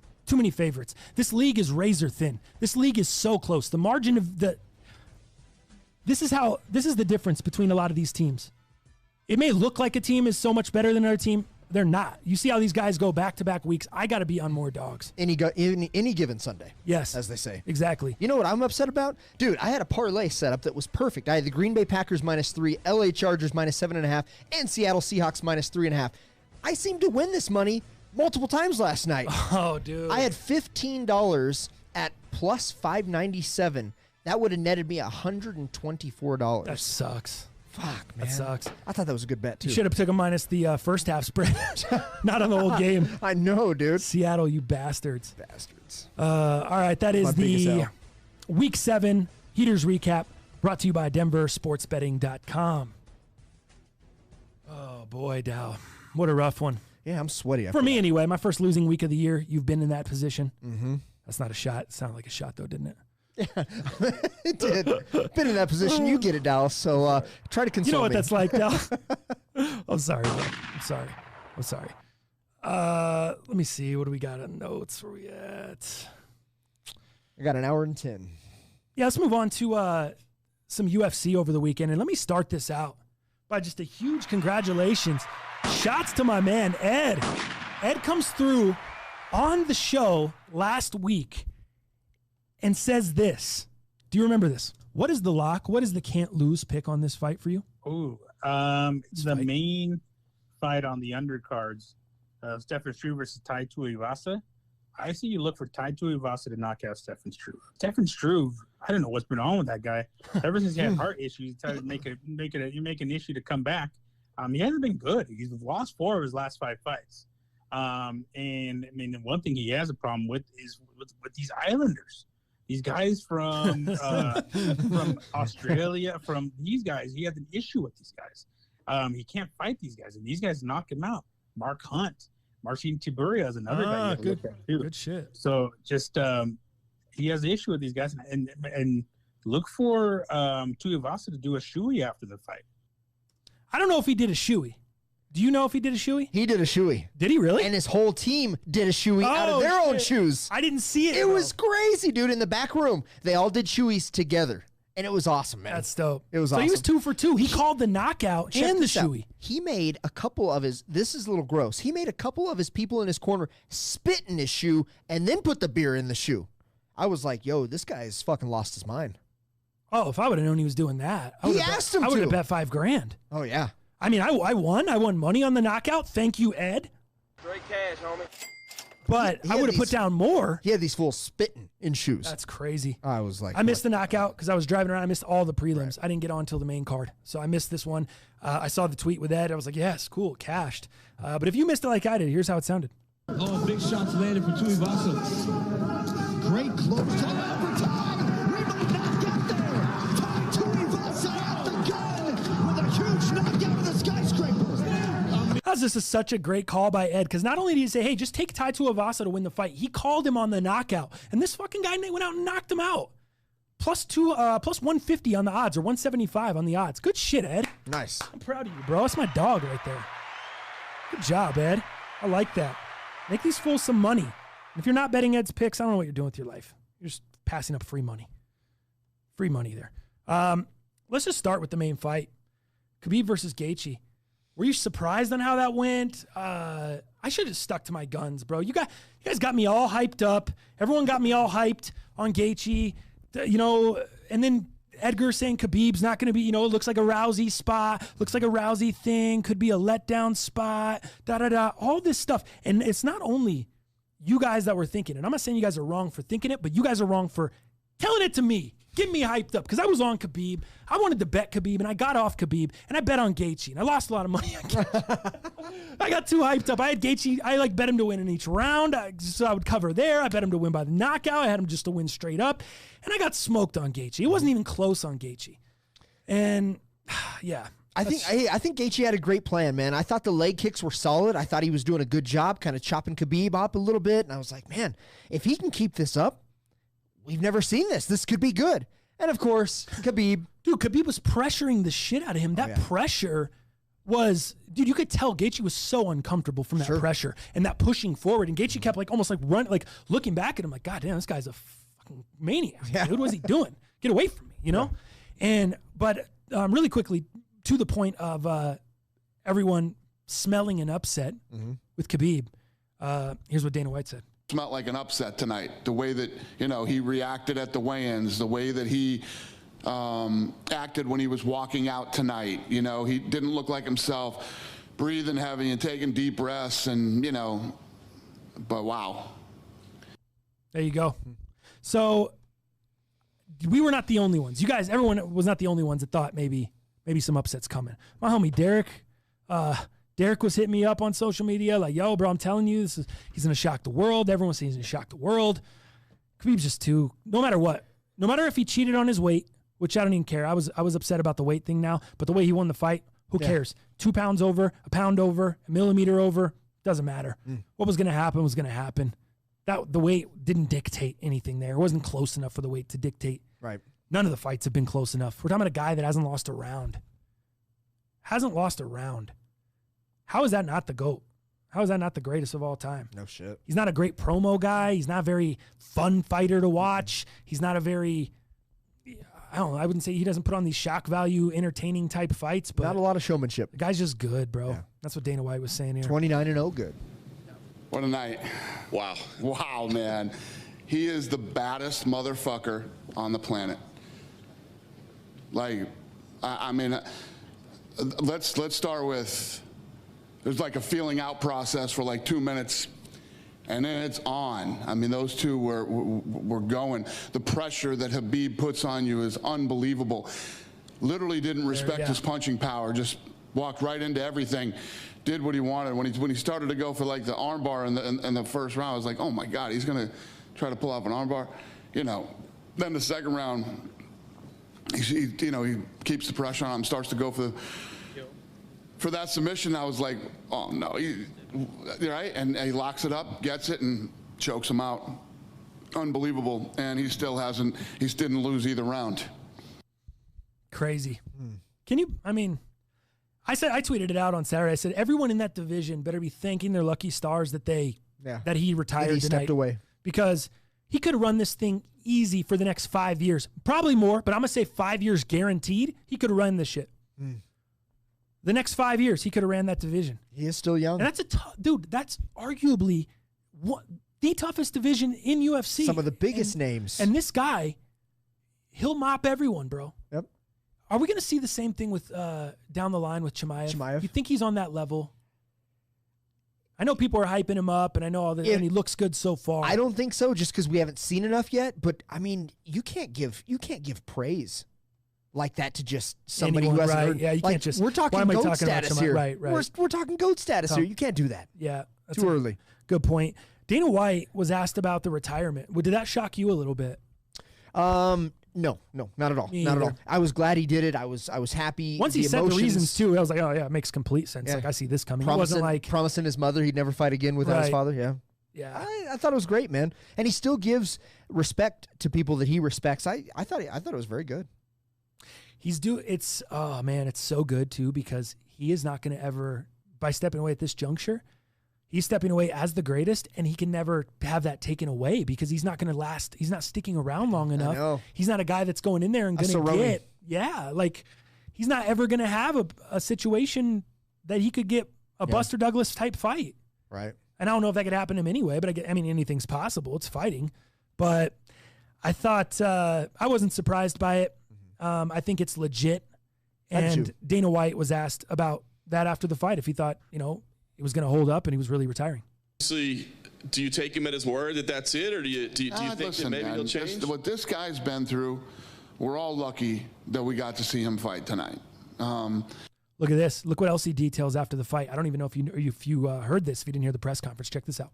And I'm hearing rumors of other things that I didn't know about that you guys will hear about when he comes out later, I'm sure. Apparently he was in the hospital. He broke his foot. Yeah. So 3 weeks ago. So he has 2 broken toes and a bone in his foot that's broken or something like that. That's what his corner was telling me. And never told anybody, walking around. So, I mean, he is one of the toughest human beings on the planet, and he's the #1 pound-for-pound fighter in the world. And seriously, you have to start putting him up there at GOAT status with, whoever else you think is the GOAT. Absolutely. Yeah, I'd agree. Absolutely. Did you hear about that? Broken bones in the foot? Or was in the hospital right before the fight? Yeah, it was something on Twitter, that tweeted that out. I was like, holy shit. After the fight or before? After. Oh, okay. After. Okay. Everything's after. Okay. I thought maybe you got some inside info. info. I knew nothing before the fight. If you'd got that info, we would lost even more money on Gaethje. Yeah, no shit. Damn, too bad we didn't have that info. I would have went all in. Damn it. Did you guys lose on Gaethje too in the chat? What's up, fools? Let me see. Funny stuff. Actually, here, let me finish this out. I'll get to the chat in a second. Justin Gaethje, did you hear him talk at all? I did. He gave a little bit of sound. I thought he was very classy. Yeah, praise. Yeah, here's him on losing the fight. I knew that if I was going to lose, that, I'm not scared to get choked out. Getting knocked out does suck because there is, consequences health-wise to that. Getting choked out is, you get a nice little dream, and then it's on to the next one. So, it sucks. I'm hurt. It's emotional. But ultimately, it's the name of the game, man. And, I had him in trouble. I wasn't very many kicks away from him, not being able to walk. He's going to be limping for at least the next 3 weeks. That's nothing to be proud of because I lost. But, again, I felt alive and I felt great. He's right about those kicks. Khabib's knee, the back of that leg, he was tapping really him. show. Yeah, and I think that's why you saw the urgency in the second round. Khabib was like, I got to take him down. I can't. He stood around with him in the first round and took him down at the end of the first, but that was the max he was willing to stand around and mess around with him. Right. And DC made a good point on commentary saying Gaethje's staying back far. He's keeping a good distance. Remember at the beginning of the fight, so Khabib can't take him down. Well, he's got to close that distance to be able to get those leg kicks off. And unfortunately, just not enough, dude. Right. Once I was surprised that Khabib was able to submit him so quick. But when he got him, especially both times, he got him down at the end of the first round. It looked like he had a chance, and then he got him in the same kind of situation in the second round, and it looked like he just super easy. And especially with all the what we've been hearing about the wrestling of Gaethje, he knows MMA wrestling. And he's not a Division I college wrestler. He's an MMA wrestler. It's different wrestling, and he knows how to sprawl. And he's gonna be able to pop up quick. And it didn't look like he was trying to do that. For me, it looked like he got taken down, and whether he was being held down or he was trying to wrestle him, I don't know. But neither worked. In my opinion, he should have just popped up and got out of there, especially if he was going to continue to attack with the leg kicks. Right. But I think that's what makes who Khabib pops so up and great. Gets out of there. Yeah, he's like a scientist. He's like a scientist of how the body moves and how to control the body and movements. I feel like for him to be as dominant as he's been all these years in those type of movements on takedowns, he's just so smart with that. He just knows body and movements. It's incredible. Here's Gaethje talking about himself coming back to fight pretty soon, and Khabib Nurmagomedov's retirement. On the line now, he just retired, and I hope that that's something that he really thought about. I don't believe anybody should be making, decisions like that right in the cage after a fight. We're so emotional. It's such an emotional time. Win or lose, you have no idea how many emotions we go through, and what we go through, and what we deal with internally, and him especially with the loss of his father. Man, I can't begin to imagine.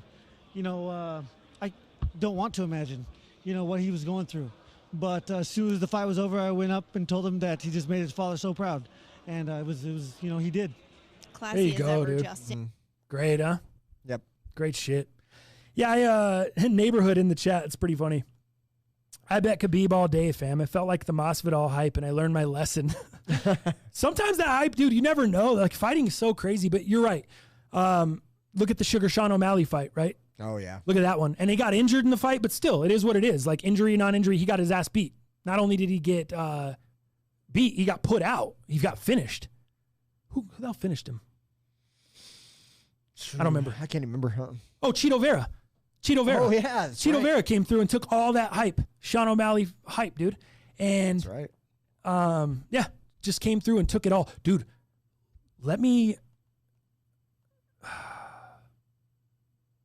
I'll shift to that in a second. Damn it. Let me hit the Robert Whittaker, and then we'll get to what I wanted to say. Whittaker. Fight of the not fight of the night. My favorite fight. How impressive was he, bro? Dude, he's still a problem in the 185-pound division, dude. Everyone was right. Not everyone. It felt like people were writing him off after Adesanya, didn't it? Yeah. Felt like people were writing him. Even Izzy, dude. Even Adesanya was like, oh, it's going to be, I'm ready, Cannonier. Cannonier's going to be, he's got a power punch, all this stuff. He was talking all this shit about Cannonier like Whittaker didn't even exist just because he had already beat Whittaker. Right. And so he just thought, oh, I beat him, so this fool's going to dust him up real quick. Yep. This fool, okay. And then it's going to be me and Cannonier. Cannonier looked like a pile of shit to me. I was so disappointed in Cannonier. And, dude, I would have really been mad if I bet money on that guy. I didn't bet that fight, but if I would have bet money on him, I would have really been disappointed because at the end of the fight, again, on social media, this man walked around the ring and put his hands up after the fight. Right after the fight was over, Robert Whittaker put his hands up, and then Cannonier has the audacity to walk around the ring and put his hands up like he had even an ounce of a chance to win that fight. Are you kidding me? Yeah, I hate that. It drives me up the wall, especially. And then people are like, what? You want him to do, that's a loser's mentality to just, you always think you're the winner. And I said, maybe he has a loser's mentality because he's a freaking loser because he didn't empty his tank at the end of the round. DC begged him. He's got to empty it here. This is the end of the round. He's lost the fight. He's lost the first 2 rounds. He's got 2 minutes to go here. DC's begging him on the broadcast, not emptying the tank. His corner, you hear them yelling in there, come on, man, throw some punches, throw some combo, come on, get you. You hear the corner begging him, empty the fucking tank, Cannonier. Do you want a title shot or not? You knock him out, you're fighting for a title. How bad do you want this? He didn't want it bad enough. So in my opinion, the guy's a loser. And I mean, obviously, put it in context. Like, I'm not saying the guy's a loser as far as a loser, but don't tell me he can put his hands up because he doesn't have a loser's mentality, but he couldn't empty his tank at the end of the fight when he's in the fight. You can't win at the end by doing this. You can win by emptying your tank. Right. Is my point. Gosh, I'm annoyed by that. Dude, That annoyed me a lot, bro. You get put in that spot against Whitaker, and you don't even, at the end of the fight, you lose the first 2 rounds. You know you're losing. Your team knows you're losing, and you don't go. And Doug, you know what makes me even mad? I'm sitting there watching this in my car on my phone on the ESPN Plus pay-per-view that I paid for. First time in my life. And I'm watching this, and I see this man in the pre-fight interview. You know how they do the little videos back and forth? Oh, yeah. Highlight videos. He's going to see pressure like he's never seen. He ain't going to feel these bombs, and I'm going to have bombs. And he said, and I'm going to have bombs mixed in with the pressure. He ain't going to never see nothing like this. Blah, blah, blah. All this shit, bro. All this shit. And then he did the exact opposite when he had a chance to do that at the end of the fight. If you got picked apart in the first 2 rounds and you didn't know what you were seeing, fine. But go out and get knocked out in the third. Go out swinging in the third. Like, it's easy for me to say this because I'm not a fighter. I don't want to be a fighter. I don't want to be punched in the face. You do. You fight. You go get punched in the face. This is what you want to do, right? You're here. You get a title shot if you win this fight. It just showed a lack of, I don't know. It looked like loser shit to me. When someone told me that's loser shit, I was like, did you watch the fight? What he just did was loser shit. What are you talking about? It's almost like a loser mentality. I kind of understand where you're coming from on that. Like, dude, you're fighting for this opportunities to change your life, to get a title fight. Everybody would love. Dude, are you kidding me? Whitaker would love to have a title fight, but not before he spends time with his new baby and the Christmas, the whole thing. I thought it was great. He's like, he's putting the UFC, he's putting his career on the side and saying, hey, man, it'll come. If it comes, it's cool. Whatever, if we're both available. He was even telling Izzy, like, hey, if you want to step up and go to light heavyweight, you can do that. But you know what, man? If it becomes available, then sure. If we see each other in the streets, which I'm sure we will, you know, I loved it. I thought it was great. Whitaker picked him apart. Whitaker had a winning mentality. Whitaker had a better plan. And Cannonier, with the power that guy possesses, he could do anything at any given moment, and he chose not to. It was a choice, dog. It looked like he caught him with a couple shots, too. That's what made me so mad. Is like, dude, you caught him a couple times, and it looked like you staggered him. Whitaker said he saw didn't. Whitaker's head. He said he didn't in the post-fight presser. They asked him about it, and he's like, no, I was nowhere near being put out. I wasn't even close. I wasn't even blurry. I didn't even get the spots. He said he was fine. Now, I saw it differently. I wasn't in his body, but I saw what you saw. He was a little rocked. Yeah. He was a little wobbly. And Cannonier didn't follow up. He didn't try. Like, I don't know, dog. It just, you know. No. Dallas looks like he's about to spit some bars today. My man Thomas Cervantes, $5 in the super chat. Oh, my man Thomas. It looks like he's limping on the track with the method is what it looks like to me. Looks like he's Fred Durst. The cow. Yeah. It looks like he's, yeah. I do a little bit. Yeah. Wait till you run the cast back and you see, like, on your camera at some points, the shadow is so dark you can't even see your eyes. Oh, really? Yeah, you look like a cholo, like, hey, what's up, fools? It's Sleepy Holmes. Your eyes are all low and shit. And you got the hat all low over your eyes and shit. What up, fool? It's Sleepy. Nice. Yeah. I should have worn my Rolling Hard shirt. Remember those back in the day? Do you remember the ones that said homies? And it had all the guys lined up? You could buy those figurines in the 25-cent machine. No way. Oh, yeah. I never seen the figurines. Oh, yeah, fool. That's funny. All right, Thomas, here you go, man. This is for my Mexican homies, huh? Cervantes. Whoa, let's go. Wow. Finally. Wow. It's taking a minute to knock down some shots. Must be the bucket. Man. Yeah, also the stream messed up at the beginning. So if you haven't clicked the like button, please go back out and click the like. Or if you did already and it was on the old stream. Oh, yeah, and check this out. By the way, since we're talking about the bucket hat, this is the 2J's kicks with Nautica. This is his collab. Oh. This is a part of his collection. So this is the bucket hat, and it's also... I thought you got that shit at the clear and spin and gap. I thought it was just like a... And it's also... No, I'm playing. Reversible. Oh, that's pretty dope. With the tag, huh? So you can just sport the tag up. Yeah, so you just knock that tag out. Oh, this looks like LL Cool J, though. Turn your head. Let me see the back. Let me see that tag on the back. There. Why would my man 2J's? God, I love 2J's, but I hate dumb stuff sometimes. 2J's. Cut it to my camera, please. Let's have a word. How is this reversible, dog? You got stitching on the logo and shit. Like, it is reversible, right? Yeah. But then this is here. Like, that's awful. And it's not even, dog, this is like full. It's a book of tags. Yeah. Oh, it's a lot of tags, bro. It's an encyclopedia of tags. This is a lot. And they got the Nautica tag there. I don't know. So you have to tear all this off for it to be reversible, but then you still see the stitching line that it's... Maybe you have to unhem it. That seems like a lot of work. Yeah. So I'm just going to wear the other side. Yeah, I would have just... Dog, especially like you see how they stamp those... They just stamp tags on the inside of shirts and shit. Seems easy. Stamp a little...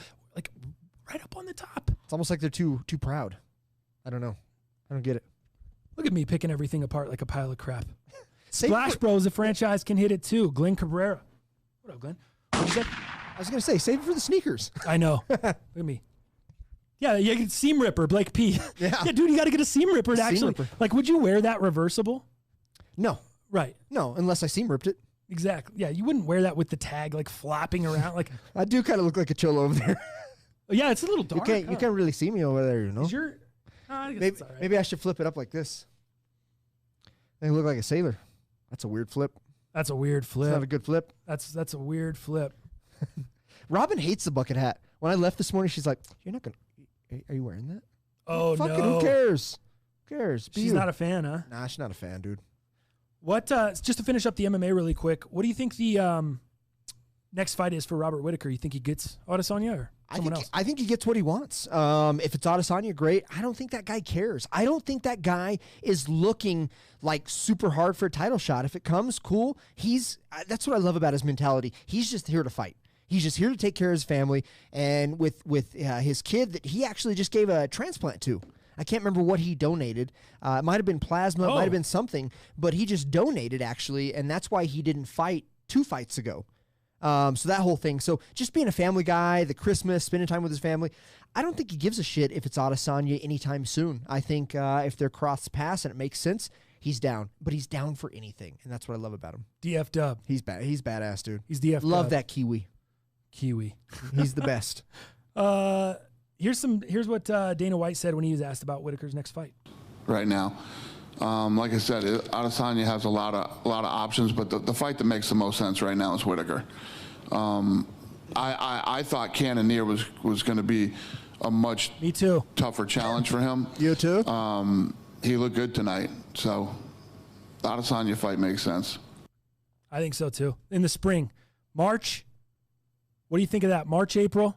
Oh, I'd love to see that. Him and Izzy? Oh, yeah. Maybe spring break? Yeah. Adesanya, Whitaker too? Is that something you want to see, though, as a fan? Knowing how it went the first time, is that something you really want to see? I sure didn't enjoy the first fight. No. Right. No. But, I'd like to see Whitaker. Whitaker is one of the best. Kind of got Izzy a little bit of a reputation like a boring champ. Remember that? He is boring, yeah. Right. But Whitaker is one of the best adjusters out there. Like I said, he was coming off of a losing belt, and now he's a force to be reckoned with in the 185 again. So again, he's one of those guys that can make small adjustments and really pay dividends. So yes, I do want to see that fight again, and I hope that Whitaker makes it interesting because Adesanya will not. You should. Let me see here. Did you? Gosh, man, I'm with you on that. I'm with you on the Whitaker stuff, but I don't know. It's really weird. Izzy's undefeated too. Now, again, we got to be careful because exactly what you said earlier, you can't put him in Khabib territory, but the guy is undefeated. He is mopping fools. Mm-hmm. He's putting them out. It's not the rounds, the same rounds and all that stuff. He's a totally different style fighter. But I'm looking at that division like, who else could it be? Who's taking him out? Right. Like who? I mean, if he waxes Whitaker here, how long is he holding the title there? Is he could be in his division for a while. You Yeah. have to do one of those. Yeah, it's interesting, man. Very, very interesting. Go ahead. I was just gonna say we need a backyard warrior to come through, right? Like a Kimbo Slice, like a Jorge Masvidal from back in the day. That's what we need. We need a backyard. I like Izzy though. I don't know. Izzy doesn't bother me as much as he bothers everyone else. Yeah. It seems like Izzy and Marty bother people a lot. Kamaru Usman, Marty. He's kind of like the Bryson DeChambeau of golf. Right. You know what I mean? Of the UFC. Yeah. So Bryson uses all this, he's really smart with it. He knows his body. He has great training, and he's almost kind of like a nerdy fighter, like Bryson is a nerdy golfer. And people give him a hard time. Like, Bryson, you're trying to hit a 400-yard. That's not golf. That's not what golf was built on. That's not the origins. And it seems like Izzy kind of follows these origins and these techniques, and it's just kind of boring. You know? I don't know. I'm with you. I feel you. Let me do this. Let me just play really quickly. Khamzat Chimaev. Dana White was asked about Khamzat Chimaev, and last week, at the end of the week, after we did our show, it was announced Khamzat Chimaev has a new opponent. Yes, sir. Did you see who his new opponent is? I did, in fact. It's going to be, I think it's going to be a very, very exciting fight. I sure hope so. Check this one out here. Here's Dana White talking about that. Signed and done? Yeah, is it signed, guys? Who's in here? Yeah, done, signed. Signed, done. December 19th. Yeah. Awesome. Thanks. What about that sound clip that doesn't even tell you who he's fighting? Who's fighting? Take that L on the way out. Nice. I thought you were teeing it up for some awesome stuff. Like, thought you had this big ass intro. It was the reporter that asked about it. Fights and things like that. And not, and not Dana White. Nice. And last thing for me, since he's the hero of Fight Island, Hamzat Chimaev, of course, you mentioned the other day in an interview, him and Leon Edwards. Just want to get a status update on that. There you go. Leon Edwards is the fight. It is December 19th. It is not on UFC.com. The next two events are up, but there's nothing in December yet. So I don't know what's going to be out, what else is going to be on that card, what's the headline, anything like that. I don't know if that is the headline. Is it a fight night in their headline? I have no idea. But that's what we're looking at. Leon Edwards, Hamzat Chimaev. Now, I made the mistake on Twitter the other day. I thought he had fought all of his fights in the middleweight division. That is not true. I guess one of them was in the welterweight. So he beat two welterweights and he beat a middleweight. So now he's going back up to middleweight. His last fight was in welter. He's going back up to middle, and he's going to fight the third-ranked welterweight in the division in Leon Edwards. So at the top of that division, you have Kamaru, who obviously has the belt. Colby's number 1. Gilbert Burns is number 2. And then Leon Edwards is right there above Jorge Masvidal. So he's fighting Leon Edwards, third-ranked fighter in that division. If he beats him here, not only if he beats him, but if he puts him out, not necessarily in the first round, but puts him out, where does this jump Hamzat Chimaev? Does he automatically, is he now above Tyron Woodley and Damian Maia and Wonderboy Thompson and Jorge Masvidal? What do you do? I don't know if Dana White's thought about the mess this is kind of creating. Yeah, in that division. But I mean, it's hard to argue with the way the guy's been winning fights. He's putting people out in the first round one punch against Mearshart. Supposedly a savvy vet, a good contest for him. Now, everyone's saying Leon Edwards, huge step up in competition from what he's faced so far. I understand that. I don't know if it's a huge step up in competition. I don't know what he's fought outside the UFC. I'm sure it's not all tomato cans. The guy's been fighting all over the world. Right. So I think it's going to be interesting, but I'm going to be real. I'm excited for the fight. And I watched Leon Edwards. I know Leon Edwards is crazy. His style is crazy. And people saying the style is what's going to give problems. I see Hamzat Chimaev holding Leon Edwards down and not having any problem with it. If he can get a hold of him and just hold him down, I don't see Leon Edwards doesn't seem to strike me as a guy that's going to be able to. He's not strong. He doesn't strike me as that kind of guy that's going to get up from being held down by Hamzat Chimaev. It's going to be interesting though. Still got a ways to go. Yeah. But that was announced as well. So that'll wrap up the UFC stuff. That's December 19th. Again, we don't know the rest of the details, but there we go with that stuff. All right, Dal, let's do a little bit of this, and then we'll jump into sneakers. Dope.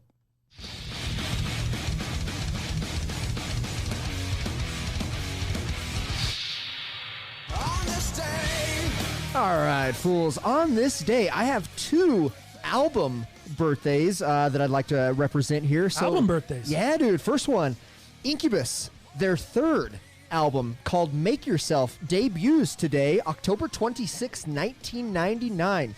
It's certified double platinum, dude. And it has 3 charting singles, including Pardon Me, Stellar, and we all know the most infamous Drive. Drive. You remember Drive? Yeah. Whatever tomorrow brings, I'll be there. Yeah. That's a great one, right? And all of which reached the top 3 of the Billboard Alternative Songs chart, with Drive obviously topping the chart and also becoming the band's sole top 10 hit to date on Billboard 100. Dude, this album, this is at the time, 99, where I loved alternative, I loved, grunge, that was my thing. But this was an interesting time because you start moving into the kind of the new rock, right? The Creeds, the Papa Roach, the Nickelback. I mean, you could put them in there as well. But some of this rock that you really didn't know how to classify in terms of genres, because you started having Linkin Park, started getting huge around this time. So you started seeing some weird elements of music that we hadn't seen being mashed up. And I think Incubus was kind of one of those last bands that kind of did what they did very well before you got into this kind of new age of rock. What do you think on that? Alternative speaking. Totally. I think there was a different. I was just talking about that the other day with my lady. the 90s, especially like into the early 2000s, like it was really weird to see after that rock music just like disappeared. Right. We haven't really seen, and now we talked about Machine Gun Kelly's album coming back out. It's kind of the return of punk, like punk and pop, right? I don't even know where to look for new like rock music. Right. I wouldn't even like, I don't even know. What do they play on like rock? Is there rock stations, or is it's just metal now basically? Metal is the only rock. And even there's no straight punk stations. It's pretty much 93.3's like the closest here. Right. And what is that? It's like the same weird thing, right? I don't even know what they're playing. Hard yeah, classification. It's just a weird time in music. So it's very, I would say it's almost like genre bending a little bit.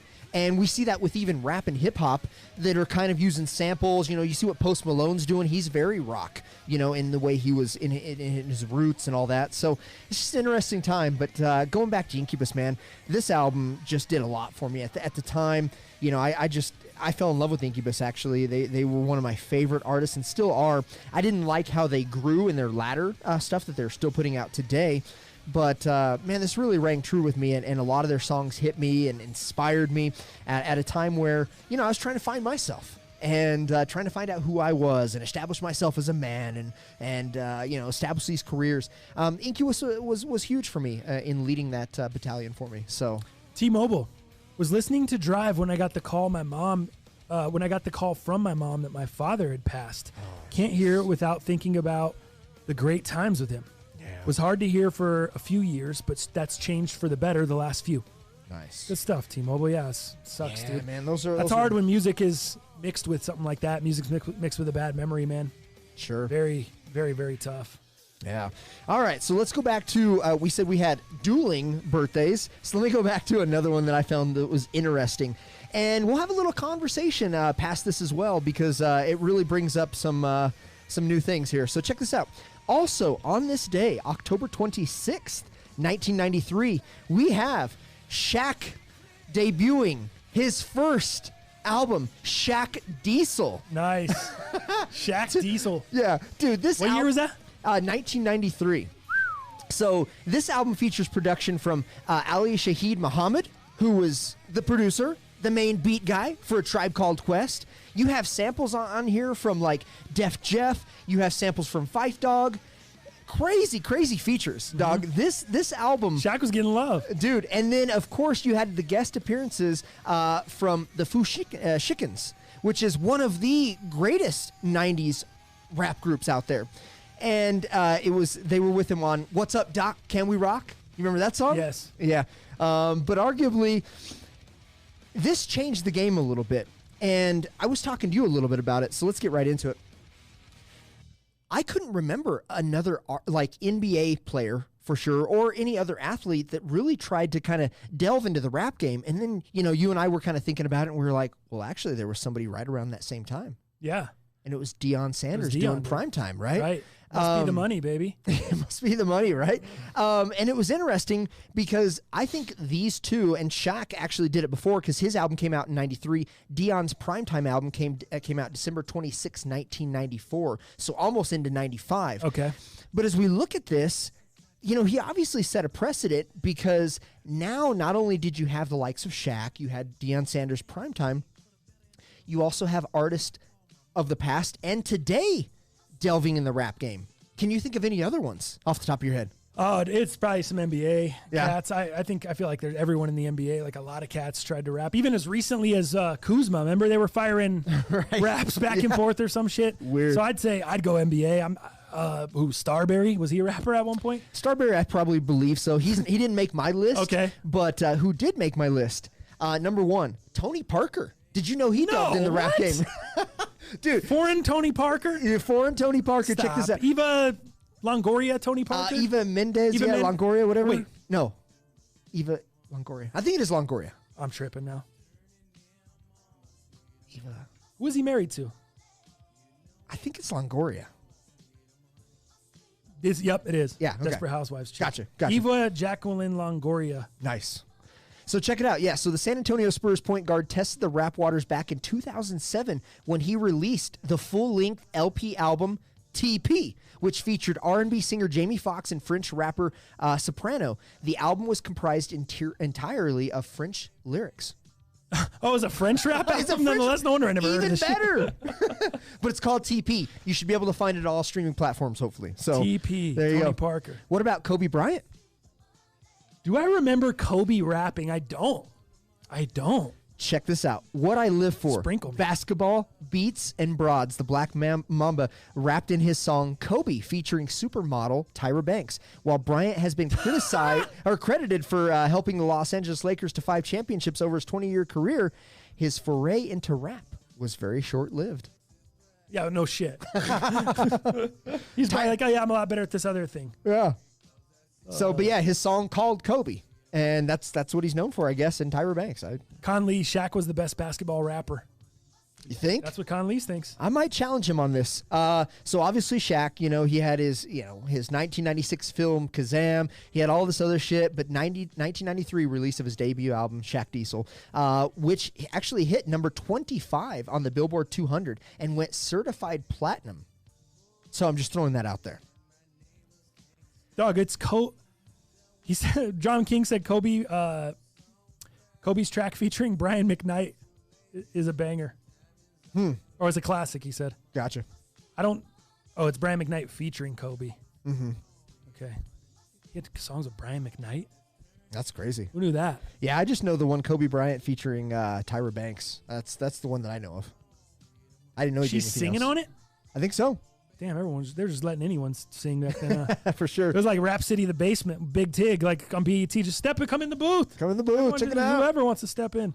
That's funny. Meta World Peace. So Ron Artest. Oh, yeah, I did know that one, yeah. He released My World album in 2006 and tried to exist in it. I think another one that we can look at, Damian Lillard.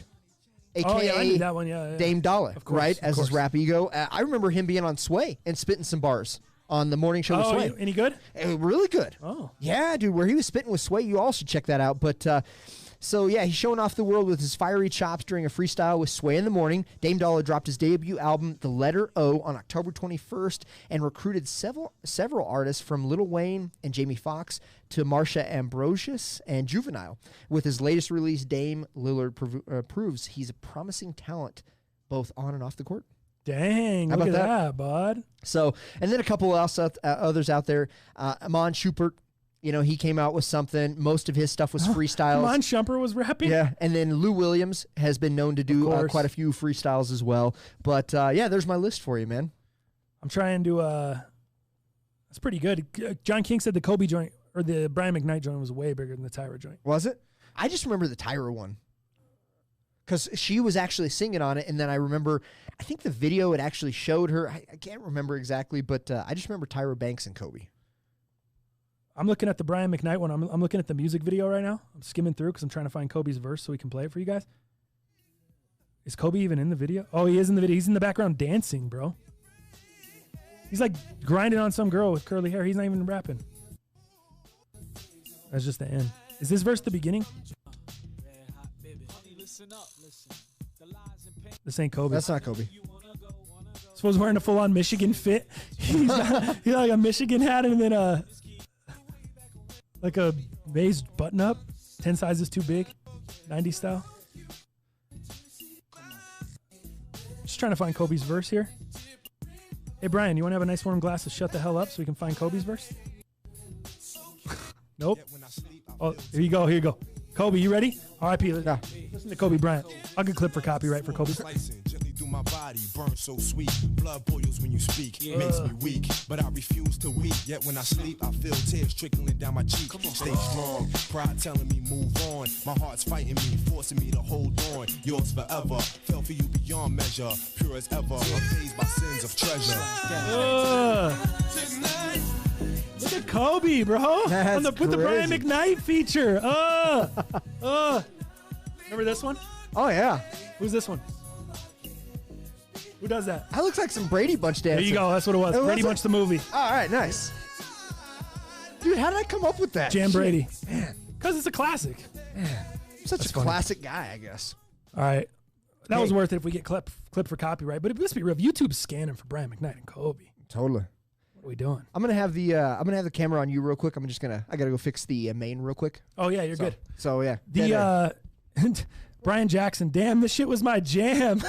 John King, that was my joint. Look at that. That's funny. Allen Iverson rapping. Philly Mayer. Of course. Oh, funny times. What a great, I like that segment today. Remember all the stuff? Man, Shaq had so many different, I don't know, businesses, I guess you call them, like ventures, endeavors.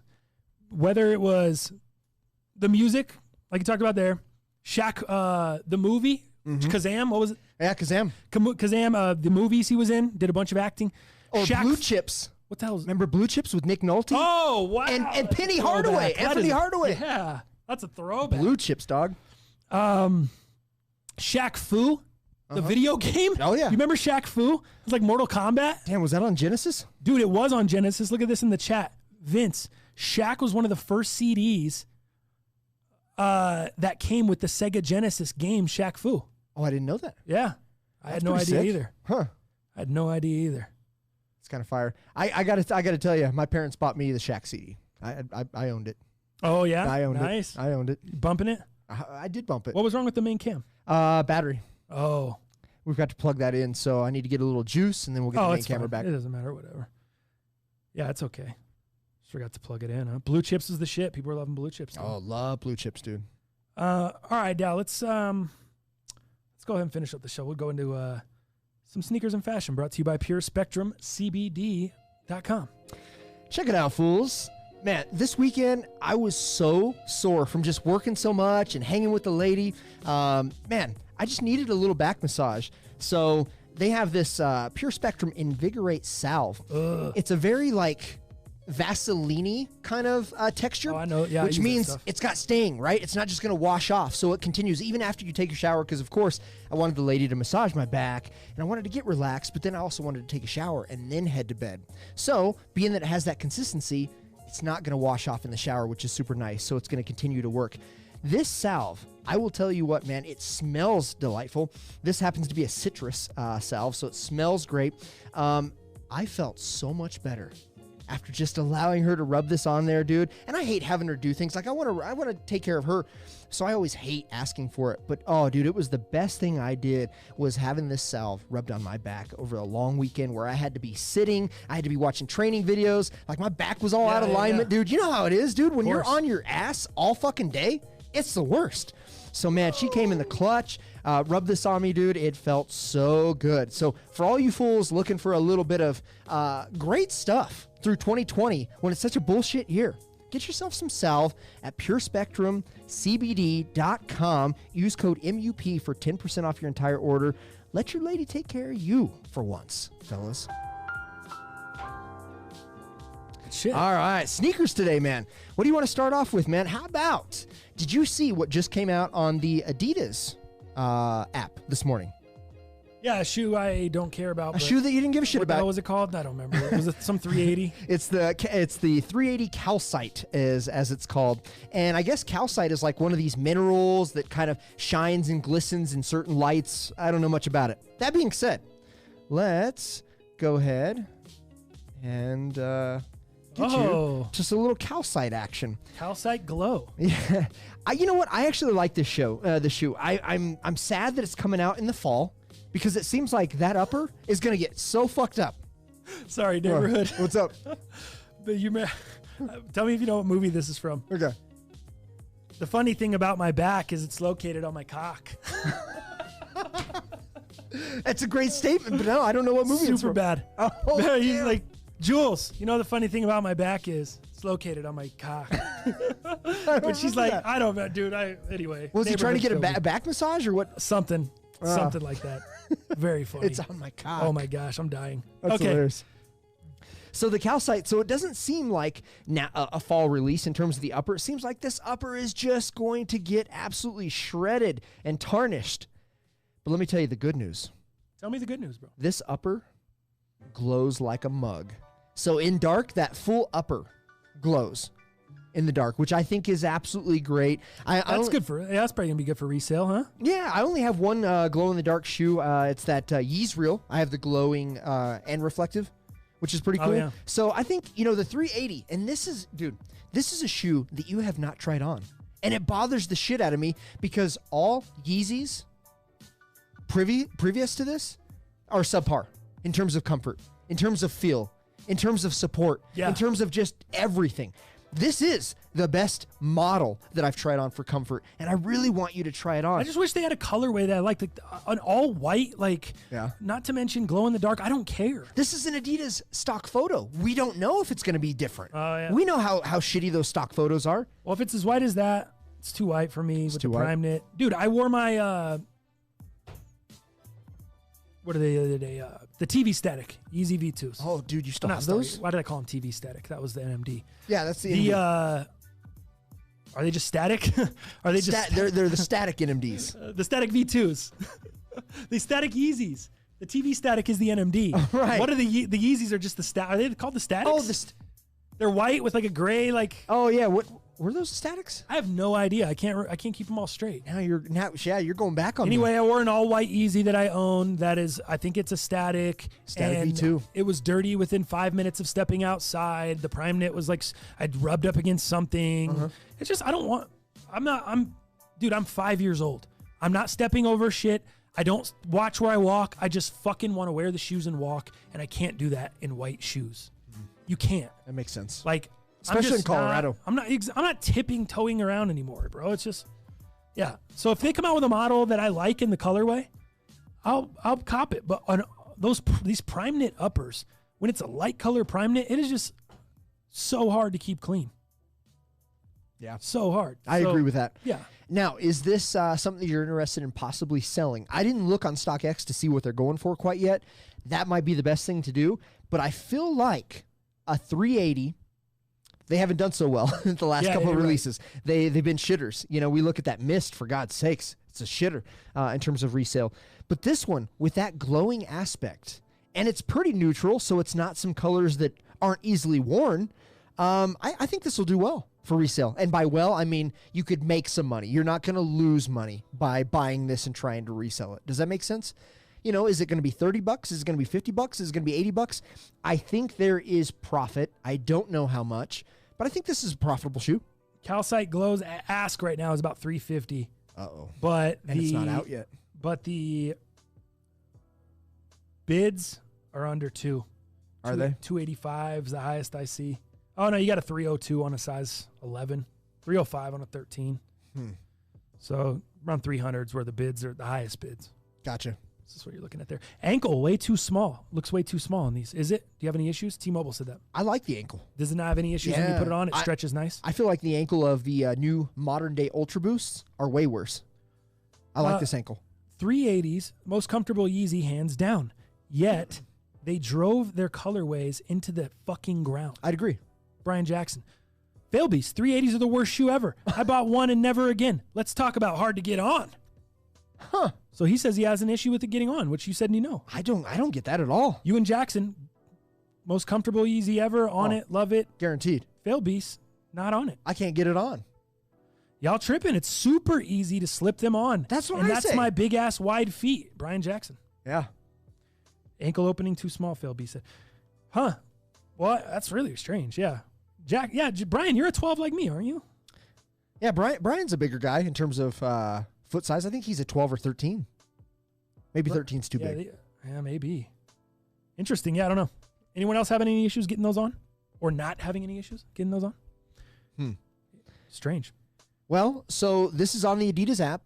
So obviously this weekend, this releases, I believe on the 31st, to be honest. And is this, I don't know. You going to give it a second look for resale? Because obviously you don't want it for... Yes. Okay. Kind of follow along, see what happens People love there. the glow-in-the-dark shoes. They do, don't they? And if I just have to register on the Adidas app, I'll try to do that. Yeah, might as well. But what I won't try to do is the finish line thing.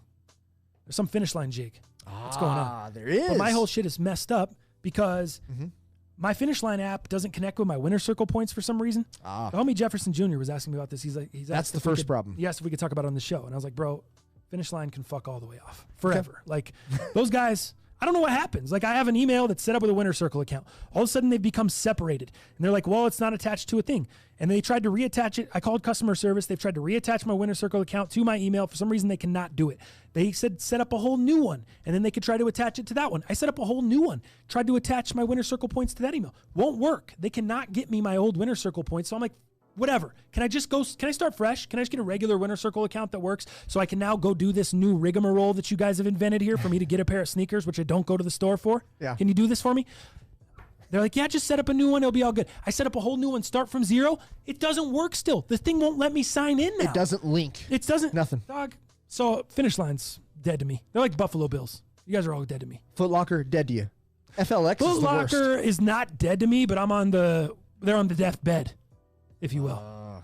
Yeah, the FLX, the points, they were the last store that I could just go enter in a raffle. They would notify me if I won. I could just walk in and pick up the shoe.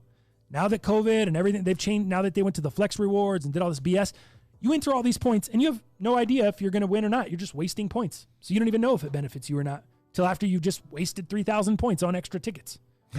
Sweet. Yeah. So tell me about this Finish Line thing. So I don't think, according to Mr. Jefferson, I don't think it's a jig here. Technically, it's an opportunity is what it is. And the difference is, so right now under Finish Line, now the raffle for the mocha's already expired. But you could go in there and you could choose your shoe. And then there was a way to buy extra raffle tickets. Check this out. So you see what mine says? Do you see the little number up top there? Top right-hand corner? 6. It says 6, right? Yes. So what you're able to use, dude, is you've got points, right? So right now I've got 1,000 status points, as they're called. So those status points I can use for discounts, like $10 off my next purchase, $20 off my next purchase. Or I can also buy dumbass product that they offer, just like FLX does, at discounted rate. Or I can also buy extra raffle tickets for the one that I already have to boost my chances. So I have 1,000. Now on this mocha, it would cost 250 of these status points to boost. So it was 250 per boost. So I think I boosted 6 times, as you saw on my raffle, right? You saw that I boosted it 6 times. Yes. Now I still have 1,000 left. Those cost 250 per boost. 250 per boost. And you're boosting it 6 times, and you now still have 1,000 points left. And so in theory, I could have boosted what, another 4 times? Yes. I chose not to because this is the first time. I don't want to lose all my points just like FLX and be like, oh, sorry, well, now you don't have anything. Right. Because I could at least get 10 or 20 bucks off having a discount. So I haven't used it there. Wouldn't call it a jig. I would call it a boost. Does that make sense? So it's just like FLX. It looks like it. It's the same thing. Same fucking thing to me. Just came out, though? This is new? Yeah, it's new to Finish Line. So, and I think that's why it was kind of viral yesterday or over the weekend with Twitter. I think this was brand new to where you could buy more entries. I don't know if it works, but check it out. Click here to see if your ticket won. So I think it's available. Should I see if my dumbass won because I spent 250 times 6? Yeah, well, yeah. Let's see if let's see if I got the dang bros. Wait, this is for the mochas. This is for the mochas. Oh man, I'm praying for you, bro. I'm not gonna get them. Hey, Dal, please. Thank you, KG. Appreciate it. All right, check to see if your ticket won. Peel the reveal. See it. See if you fools can see that. Oh, bro. The dang bros. It's gone. Thanks. Today wasn't your lucky day, but next time might be. But next time, you might not waste any points because you might not have any left. Damn, dude. Well, there's the jig. The jig doesn't work. The jig is bullshit. The jig costs you a bunch of money where you could use otherwise. I wouldn't do it. Taylor Jordan, I used my points for 5 extra mocha tickets. Literally only showed me 1 raffle result. Fat dang. Yep, that's what I got. There you go. There you go. Dang, bros. Where was I at? Fail Beast. I'll send you my 380s TTF. You don't, to wear them, to try them out. You don't like their size 12. Will that be true to size? Fail Beast in a 12? If you have chicken legs, go for it. For men, it ain't happening. That's what Fail Beast says. That's crazy. I'm curious to see what's up. Because if other people are slipping them in right like fine. It's weird. Philbeast is having like, yo, I can barely get my foot in. And look at Philly Mayer. Anyone have 380 Alien, the OG, for 12.5 for sale. So that guy's interested in him as well. And he's a big footer for the Aliens. Yeah, Philly that's Mayer. probably the best colorway. There's no argument there. It's a great colorway. Yeah, still too white probably for you. Yeah, a lot of white on the Alien stuff. Yeah. Well, how about first looks on another V2 that I think you would like? I absolutely think this shoe is garbage. Oh. The new 350 V2. Why did you Shade. think I would like it? Just I don't know. Are you Or throwing Fade. shade, It's called it's called the Fade, fool. It's not even called the Shade. I was trying to throw shade, but it's called the Fade. Unbelievable. Is what it is. No, this shoe, it looks like a Levi Strauss denim company collab. It looks very denim-y to me, and I think I would usually like that. I love the denim 4s that Jordan Brand does. I love all three colorways. I think they're sick as a dick. These, God, they just speak old man overalls to me. Really? I just see Big Mac overalls. You don't like that coffee midsole? Absolutely not. Oh, you'd like that. I do not like this shoe. A little cup of Joe on the midsole. Maybe little Joe laces. Yeah, I don't know. I'm not a fan. I just can't do it. Why would you think I would like that? When do I ever wear these earth tones like that? Yeah, I don't know. I don't wear stuff like that. I like red, yellow, bright shit, navy. Primary I guess colors. navy's not bright, but yeah, these are. I mean, they're not awful. They're not the worst things I've ever seen. But man, there's nothing. It would take a inspiring. lot for me to really go after a V2 heavy today. I mean, it would just take a lot. Right. I don't have the energy for the Silo anymore. And I just told you, I just tried to wear the Silo the other day, and it was a whole day of walking around too. So not only did the shits get dirty, my feet were my toes were hurting at the end of the day right? with the plastic thing that's inside those V2 toe boxes. Dude, and they're heavy. Yep. They're a heavy shoe, and that's why I don't wear them, man. They're just so fucking heavy. But all right, so I guess we're out on the Fade. That's good news. My aunt, John King said I spit my drink out when you said still too white for you. LOL. My aunt said, "JK, you cracked me up." She got a kick out of it too. Nice. Good. I'm glad we're giving people a little levity here on the show today. Making some jokes. How about, have you seen any of Beyonce's Ivy Park #2? No. The second iteration of it. No? All right, well, let's check out a few things here, if you would. Never did. The Night Jogger. You actually really liked the Night Jogger from the first drop, but there was a sizing issue, Look, correct? but not the fit. Yeah, Okay. fit was off. The fit was off. Did you say go half down? Down. Gotcha. It was big. Well, let's see. Maybe a hold down. It was big. Let's see if you like this colorway better. Night Jogger?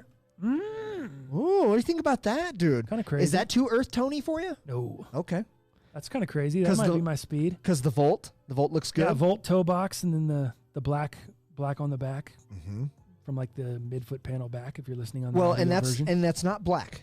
Oh, it's not. So that is a hunter green that you're seeing there, and it's almost a different shade of boost green than it is on that little plastic torsion on the backside.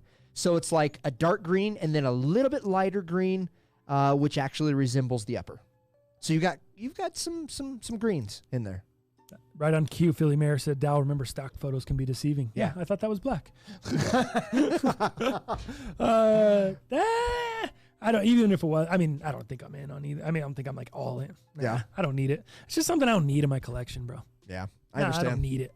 Isn't that weird how that works out? I think we're just getting more picky. Maybe it's because we're jobless. Maybe it's because we're the most underrated. Maybe now we're just looking at investments. I just know, like, are we just doing shoe investments? Well, no, I have certain stuff sitting there. I just see sitting there month after month that I don't wear. Right. And then I sell it, and I'm like, why would I buy it again? It just sat there month after month after month. That's right. And why would I buy it just because it's a different color? It's not good. It's just not good. Not a good way to go for me. Makes sense. It gives me tennis vibes, neighborhood said. For sure. Yeah. Me, soccer and tennis vibes, for sure. Outside of that, I guess I was going to show you one other thing from her collection, if I can.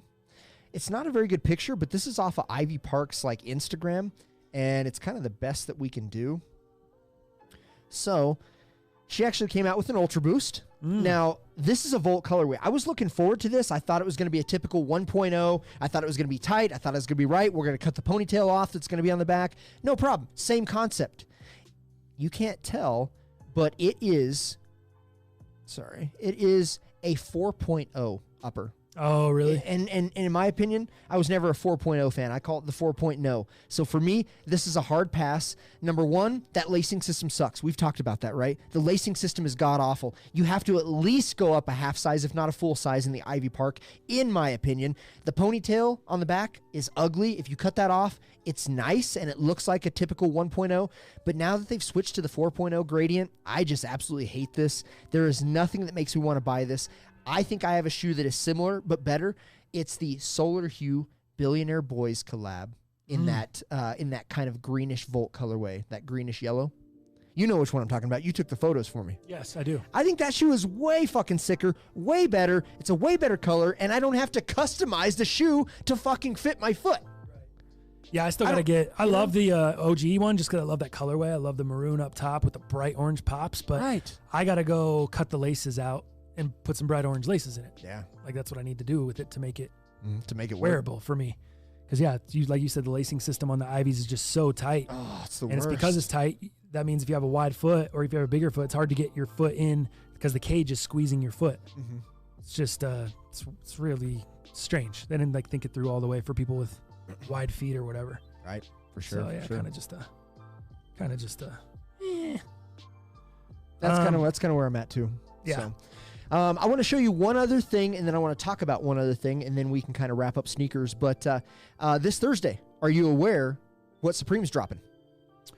No, I don't think I've seen. This isn't something that we usually go for necessarily. One, because it's pretty pricey, and two, we're not in the resale game. Typically, the North Face and Supreme has pretty good resale. It has in previous years. But it is the North Face collab this week. There's a couple items that I actually really fuck with here. That big S is a little loud and a little wild, but check this out, man. I like how this backpack looks. And I'm a big backpack guy, and if we know anything about North Face, dude, outdoor gear, it's some of the best. Mm-hmm. Great quality stuff. You know you're not going to have fucking zippers that break on you. You're probably going to have some sort of insulation that's pretty good, windproof, all that type of stuff, right? You know, because it's for elements. This is actually pretty good. It's not an eyesore for me. I like all three colorways. I probably like the black the best because it's super neutral. The red would be my second, and the green. I would fuck with any one of those backpacks. I love backpacks. I bring one here every day. You see it. Are there any more photo, like any detail what it looks like inside or what the pockets are? Or not really. But no. you're all in, huh? You love it. I love this backpack. I mean, is it worth buying? In a little bit? Is it worth buying necessarily? It depends what the price is. You know it's going to be a little pricey because of that North Face.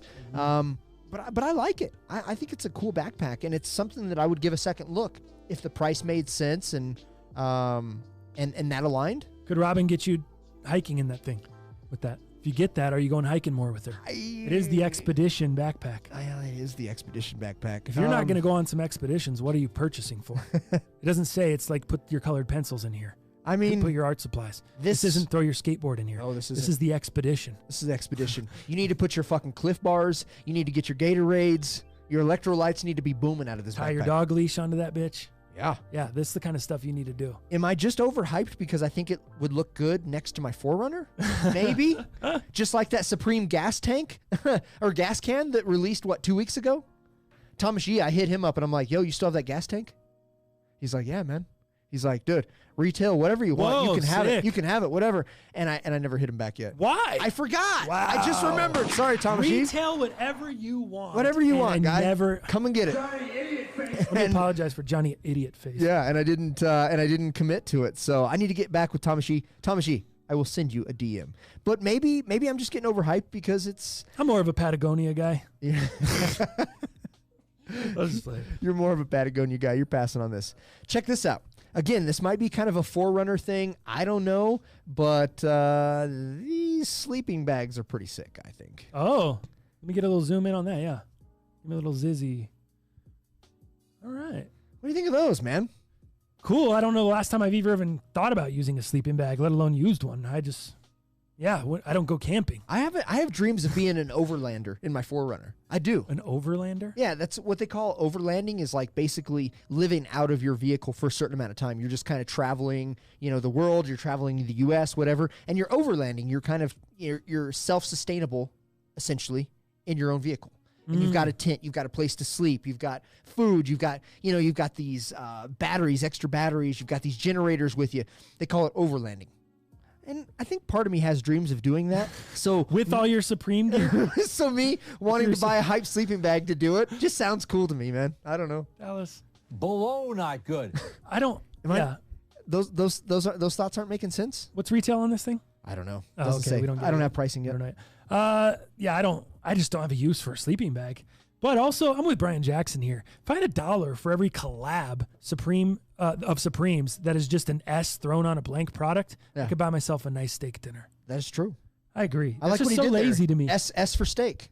Brian, I like what you did there. Both of them. And now that I read his shit, he put me in perspective here. The backpack, lazy. It's just lazy. That's why I'm not, because it's North Face. What is this? Is it like some nice outdoor sleeping brand too?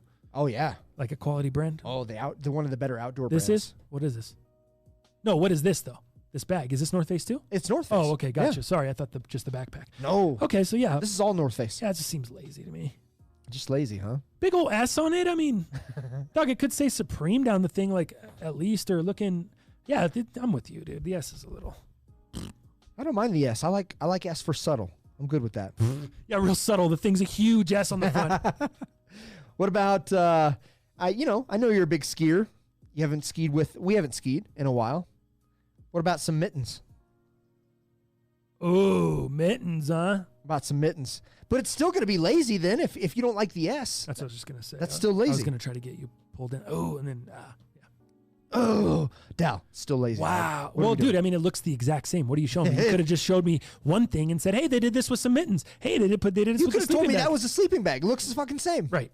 Yeah, exactly. Except it's got a thumb hole. You could have just said, yeah, they just put some S's on some stuff. It's with North Face. What if that was a dick warmer? Would you be in? I don't really need that. I stay pretty warm down there. Well, I mean, I've used Robin as one, but I can't even find my Kawhi laugh. All right. So you're out on Supreme. I guess what I'll do is I'll show the jacket. Any real accessories? Quick. Nothing yet. Again, this is just early. Kind of here's what we got. More of this. Yeah, I guess I won't even zoom in on them. Doug, this looks like the Grinch Who Stole Christmas. It's the S collection. All Christmas colors and with S's on it. What is this? The S's do not impress. Wow, look how many likes. Everyone loves this stuff. Oh, yeah, because it's the North Face. Super hype. Everyone loves it. Look at all those green thumbs ups. I know. This is some of the dumbest shit I've ever seen, and everyone loves it. It must have been you, Fail Beast, and Brian Jackson that had the thumbs down. Brian just makes too much sense not to agree with. Like, it's just is, dog. Like, I go with what makes sense. Yeah. And he gave out factual information there. I love factual information. I like the S. I like the way it looks. The amount of times they just threw an S on some shit and said, here. No shit. It's perspective. But I like it, though. And I'm not a reseller. So, I mean, that's got to say something. I guess I'm one of those. Yeah, but you're full of shit. So. I guess I'm one of those an S. 2,300 likes. Just kidding. I don't know. So I guess we'll end sneakers, man, with recent cops. Didn't cost them too much for the design, Chris J. That's true. That's true. I guess we'll end the segment with recent cops. Mine just got delivered. You did it.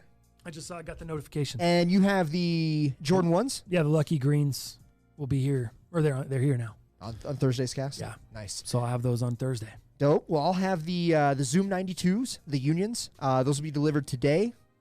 And I know you already have the info. Your boy had exclusive access to the Off-White Jordan 5s. Right. So those will be here tomorrow. Wow. So I'll tell you what, dude. Congratulations. Thursday's cast, going to be a banger. Have any of you guys ever had access out there? I've never had one access in my life. I don't even know what it's like to get access. That was my first. What does it look like? What happens? So what happened with me was, sneaker Twitter, either Soul Links or whoever it is, sends out a link and said, hey, here's the link. Go check to see if you have access. And by checking, what you have to do, click on the link, and then it sends you usually to Nike.com or your sneakers app. You have to log in with your credentials for your Nike.com or sneakers. Same login, obviously. So I went directly to the website, logged in, and this big black bar across the top says exclusive access. It doesn't say anything else. Nothing. And I'm like, well, shit.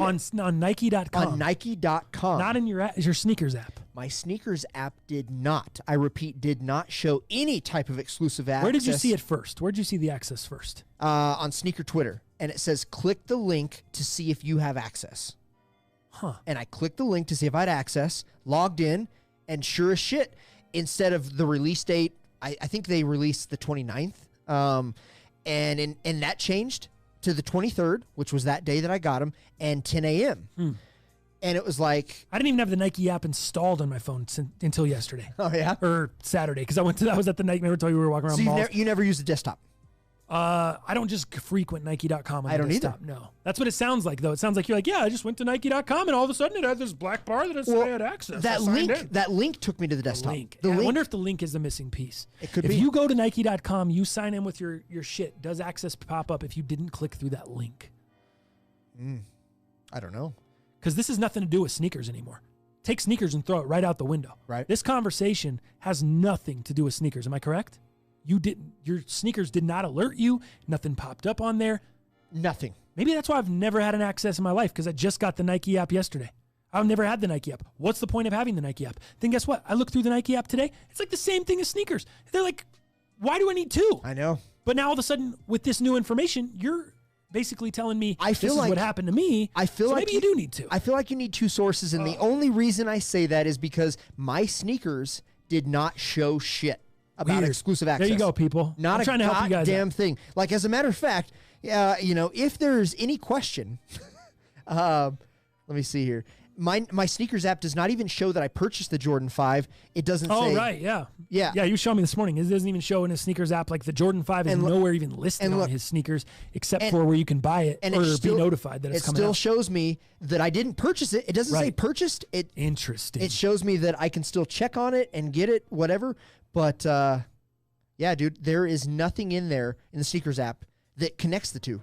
So I went to the desktop, had exclusive access there. But it was funny. I did take a screenshot.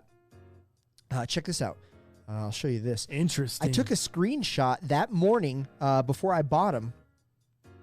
And so it was actually 10:01. Do you see what it says?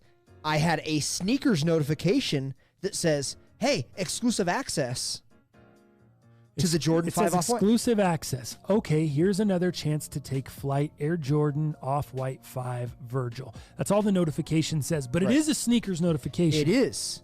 But that's the only notification I got. I didn't get anything privy to that. Previous to that. What happened when you clicked on that notification? I was already... It didn't matter because that was way later. This was a minute later. I had already bought them right at 10 o'clock on the dot through the desktop. Gotcha. So I think there's obviously maybe a problem with my sneakers app. There's something going on because the desktop showed something that my sneakers app absolutely showed nothing about. So I thought that was interesting. So needless to say, we got some badass shoes coming this Thursday. Fail Beast. I had access to the Zoom Jordan 1, basically a shitter shoe. Yep. Not one for me, such bullshit, Philly Mayor. Brian Jackson, I hardly ever get access to anything. I can't complain, though, because I got access to the Stussy joints earlier this year and secured a whole-ass bag on some size 5s or something like that. Never had exclusive access. John King. Brian Jackson again.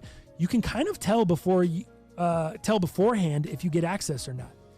And I think you might see something more through desktop where you might not see access on mobile. None of it makes sense. That's what I saw. Yep. Philly Mayor. I had access, or I have the Nike app and still have never got access. Even with the link, he says. Okay. There's a difference between access through sneakers and access through the Nike app too, I think. Like if they only loaded it on Nike or on sneakers, Brian said. I could believe that. So maybe that's the issue. Maybe that's the thing too. Maybe that's what they did. Interesting. Why? Either way, I was shooting myself in the dick because I didn't even have the Nike app downloaded. Right. So now I do. So maybe we'll have a better shot here. Either way, I don't even care. Like, this is still 1,000% better than having to use fake rewards points that I don't even know what it's getting. Points? Yeah, that I don't even know what it's getting me on these Foot Locker and Finish Line nonsense. Like, the way Sneakers is doing it by doing random draws and random stuff, I'll take that all day. I don't love the line thing. I've been on record with that. I told you guys I hate the way they throw you in a line because it just feels like you're in a line not because you got there first. You're just in a line because you're there, and then it's just randomly picking people out of the line. That's not how a line should work. What's the point of a line if you don't have to be first? So I like I like it when they do draws. I like a sneaker draw. I think when you've been entered into the draw, you notified or not, but don't put me in a line, making me feel like, ooh, I got here quick enough when it's nothing to do with being there quick. Okay? Yeah. But other than that, that's where I fall on that. Makes sense to me. Yeah. overall, preferred method, I'd love to just be able to walk in and buy a shoe. How fun would that be? Oh, yeah. We could just go back to 2015. Even with COVID. 2013. Can we just go back to 2008 real quick where I could just walk in and buy the shoe? Good times. So I guess everyone's access shit is different. Yeah. Access really just depends on all the different stuff. Got to stay woke, fool. I know. Interesting. In honor of my guys, I'm wearing the Dang Bros today. Fail beat. Nice. Thank you, bro. My dog. Thank you, man. Anything else, Dal, sneaker-wise? Sneaker-wise, that's it, man.